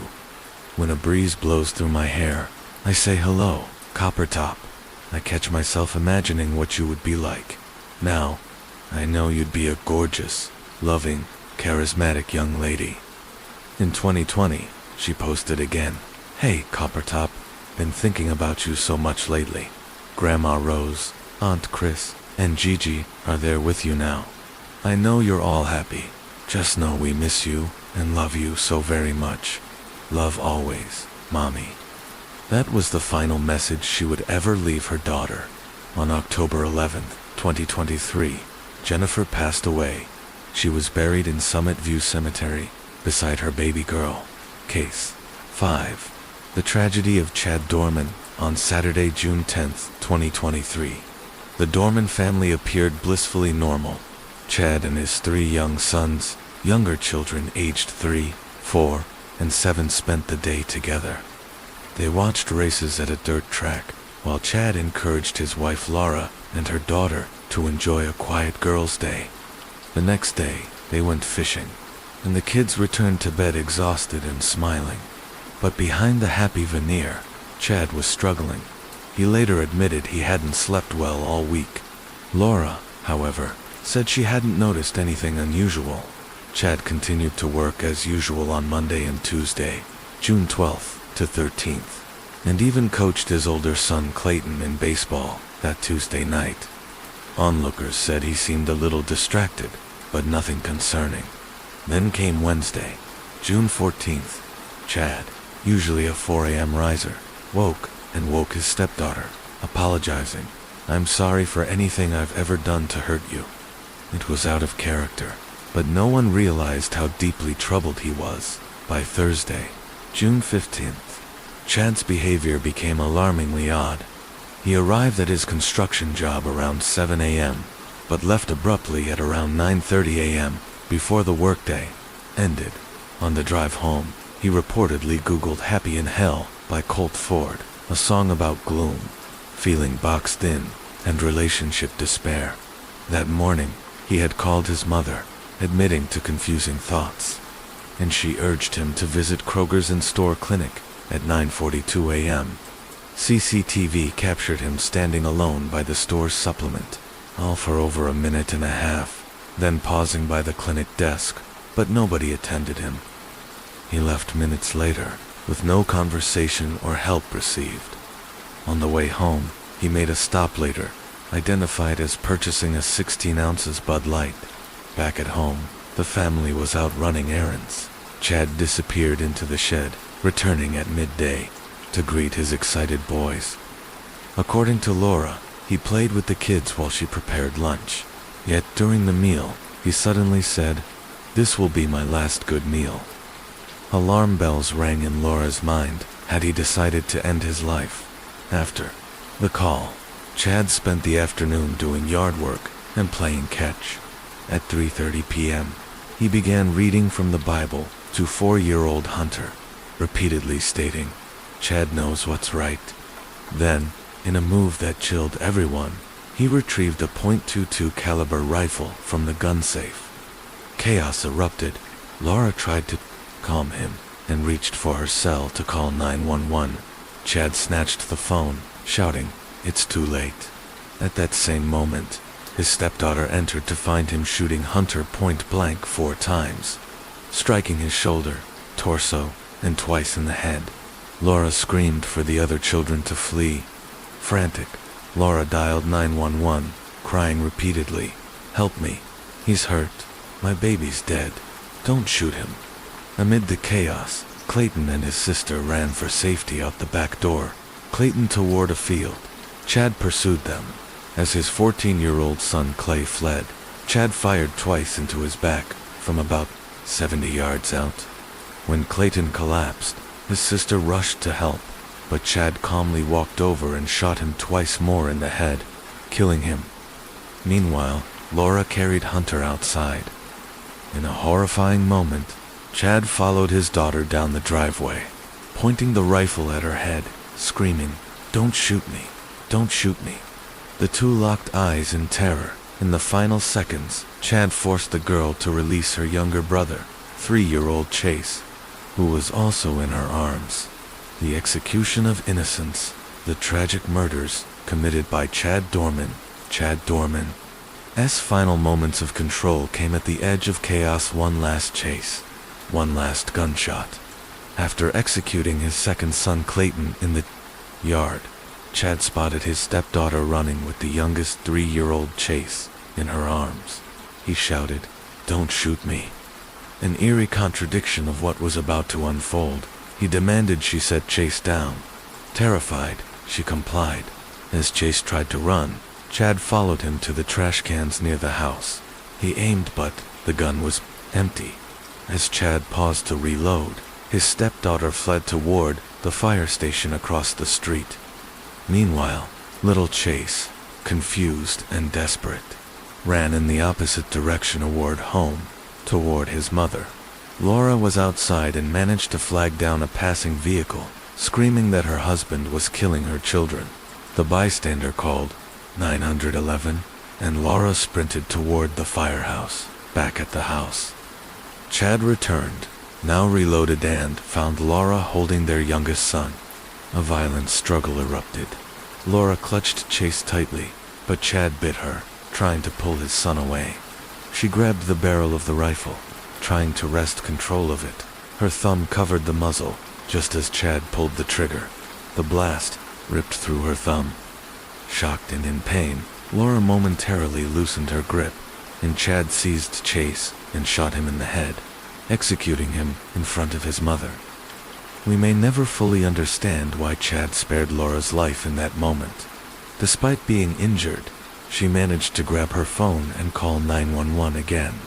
In the background of the recording, she can be heard screaming, "My children are shot.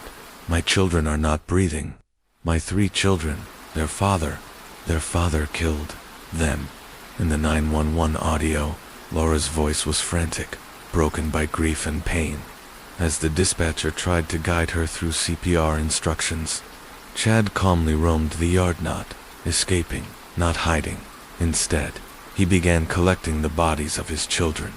He first went to the field and slung Clayton's lifeless body over his shoulder, laying him beside Hunter, where Laura was still trying to perform CPR. Then, with Clayton's blood soaked into his shirt, he returned to the house to retrieve Chase, placing his body beside his brother's. 3 tiny bodies lined up neatly in the grass. Chad walked back to the front steps, set the rifle beside him, lit a cigarette, and sat down to wait for the police. The arrest police arrived at 4:26 p.m. For listeners in urban areas, a 20-minute response time may seem long, but Monroe Township is rural. Without a local police force, only county sheriffs were available to respond to calls like this one. As shown in the body cam footage, they raced, their lights flashing, sirens blaring, and knew they were headed directly into an active shooter situation from the road. Deputies could see Chad sitting on the steps, but he refused to respond or move. Officers called for him to walk. Toward them he didn't.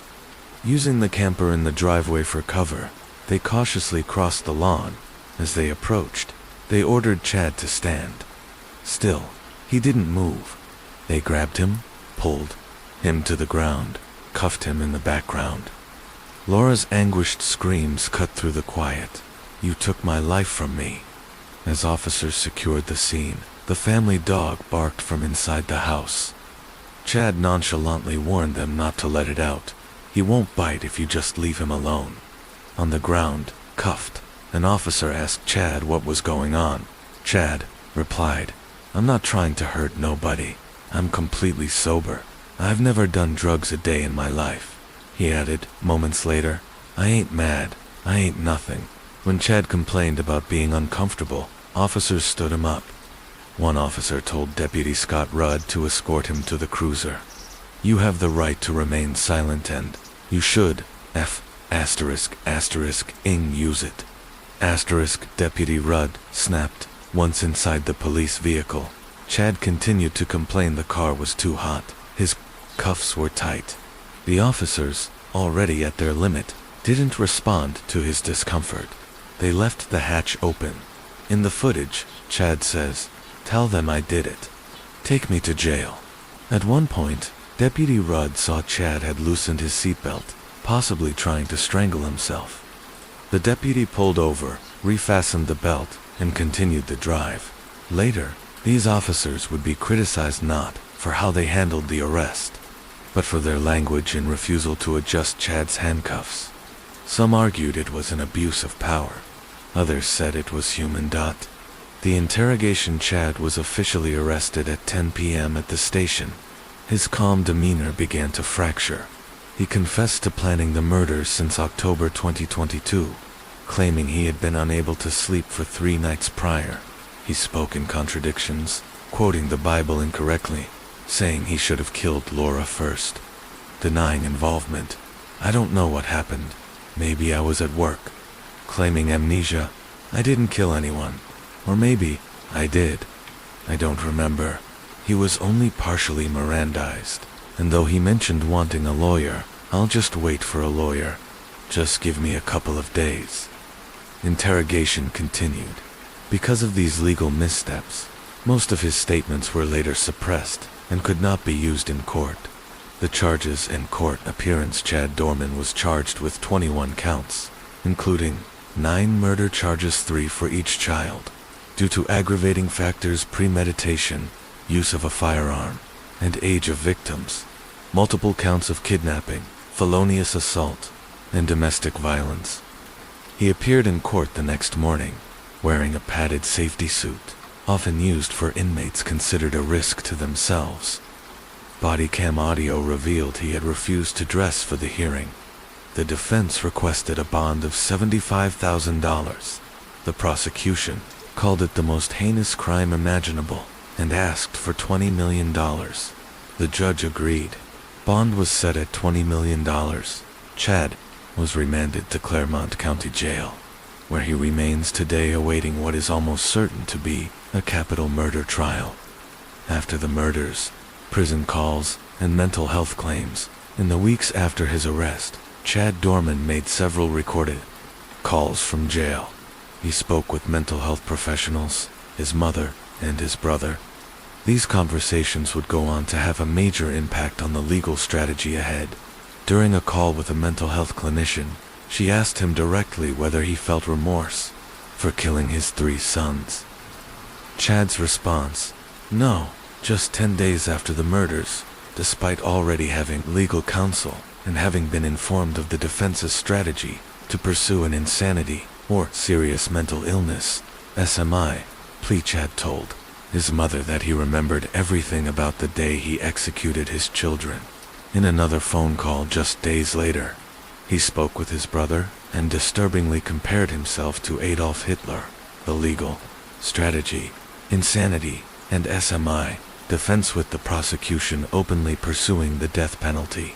The defense quickly shifted toward building a case around Chad's mental state. In Ohio, a 2021 law prohibits the use of the death penalty for defendants suffering from serious mental illness at the time of their crimes. Under this law, known as SMI, individuals who are found to be significantly impaired and able to understand the consequences of their actions cannot be sentenced to death, but there are strict criteria. The law only applies to 4 qualifying: diagnosis, schizophrenia, shivers, disorder, bipolar, disorder, delusional disorder. To succeed with this defense, Chad's legal team needed to prove that he had one of these diagnoses, he had it at the time of the murders, then that it impaired his ability to make rational decisions. Importantly, SMI differs from the insanity defense. While both involve questions of mental health, SMI is not about innocence, it's about eligibility for the death penalty. Mental health evaluations. Conflicting opinions. Chad was evaluated by 3 separate mental health professionals. The results were mixed. The first expert said Chad may have been suffering from a mood disorder, but that he was aware of what he was doing and understood the consequences. This was evident in his calm behavior during arrest, his acknowledgement to officers, "Take me to jail," and his ability to follow commands. The second expert concluded that Chad suffered from bipolar disorder and claimed he did not understand what he was doing at the time. But this expert's evaluation lacked key support. There were no diagnostic tests, no reference to DSM-5 criteria, and little evidence to back the opinion. The third expert strongly disagreed with both. She concluded that Chad did not suffer from any mental illness, but instead showed a long-standing pattern of controlling behavior, anger issues, and poor impulse control traits linked to his underlying personality structure, not a clinical disorder. Public reaction and legal motions. The public learned that Chad was seeking an SMI or insanity plea. Outrage exploded. People across the state and the country expressed disbelief. How could someone so methodically kill 3 children and potentially avoid the death penalty? This is exactly what the death penalty is for, one news commentator said. There's no ambiguity. It's deliberate. It's monstrous. Over the following year, Chad's defense team filed more than 24 motions. They requested to suppress graphic photos and video evidence, over 350 files in total, from being shown to the jury. They tried to block emotional testimony from witnesses, including the surviving family members. They filed a motion to allow Chad to wear civilian clothing and be unrestrained in front of the jury to avoid prejudicing them. Most bizarrely, they asked to allow convicted felons to serve as jurors, something that is illegal in most states. The defense gave no clear explanation. Some speculated they believed a jury of felons might be less inclined to support the death penalty, but that theory didn't hold up. Even in prison, child murderers are treated with contempt, delays, and the plea deal. Chad's trial was originally scheduled for July 8, 2024, but the legal maneuvering and upcoming SMI hearing forced a delay. This delay created a new issue. The judge presiding over the case was death penalty certified, but he was set to retire in December 2024. With the trial now pushed into 2025, the court faced a challenge finding another judge qualified to handle capital cases. Chad had waived his right to a speedy trial to allow the SMI process to play out. But that all changed at the end of July 2024, when his defense team offered a plea deal. They proposed that Chad plead guilty in exchange for the death penalty being removed. The prosecution agreed, partially out of concern for the surviving victims. "It became clear to me," said the prosecutor, especially after speaking to Laura, that pursuing the death penalty would be an act of cruelty. The trauma she and her daughter lived through doesn't end with a trial. Our job now is to ease that pain, not extend it. The sentence: life without parole, August 2nd, 2024. Chad Dorman formally pleaded guilty to 5 felony counts, 3 counts of aggravated murder, 1 for each of his sons, 2 counts of felonious assault for injuring his wife and stepdaughter. He was sentenced to 3 consecutive life sentences without the possibility of parole to accept the plea deal. Chad had to withdraw both of his original pleas, not guilty by reason of insanity not guilty by reason of serious mental illness. During the sentencing hearing, Laura and her daughter were present. The judge sternly instructed the media that there would be no recordings, no cameras, and no images of the survivors released from the courtroom. The aftermath, honoring the victims, not the violence. When Chad Dorman accepted his plea deal, the court also honored a deeply personal request from Laura and her daughter. No photos or videos of them were to be taken. They stood fully behind the decision to avoid trial. Had Chad chosen to proceed, both women would have been forced to take the stand, reliving the most traumatic day of their lives. Instead of closure, they would have faced months or even years of waiting, wondering whether a jury would convict Chad and what punishment he'd receive. But with the guilty plea, the wait was over. There would be no trial, no jury, and no appeals. Another act of mercy for a family already shattered beyond measure. Laura's statement, a mother's grief, a mother's legacy. During sentencing, Laura Dorman addressed the court not to focus on Chad, but to celebrate the lives of her sons, Clayton, Hunter, Chase. She pleaded with the public not to let their identities be overshadowed by how their lives ended. Remember them as three little boys who loved fishing, go-karting, and swimming. Remember them running across baseball fields, playing outside together, always inseparable. Their lives are not defined by what was done to them. They were so much more than that. I love you, Clayton, Hunter, and Chase. Her words were a reminder that the real story was never Chadette was them saying goodbye. On Monday, June 26, 2023, the community gathered to lay the brothers to rest. Visitation was held from 4 o'clock to 8 p.m., followed by a celebration of life. Attendees were asked to wear bright, joyful kaleza, reflection of how the boys had lived, not in darkness, but in laughter, energy, and fun.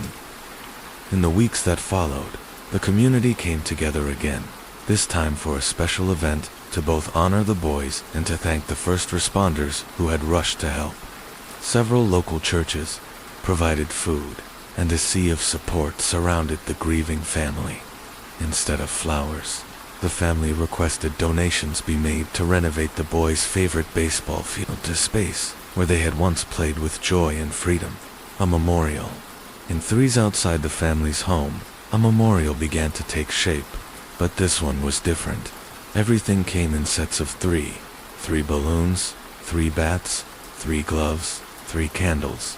Neighbors, strangers, and classmates left behind notes, baseball cards, and toys.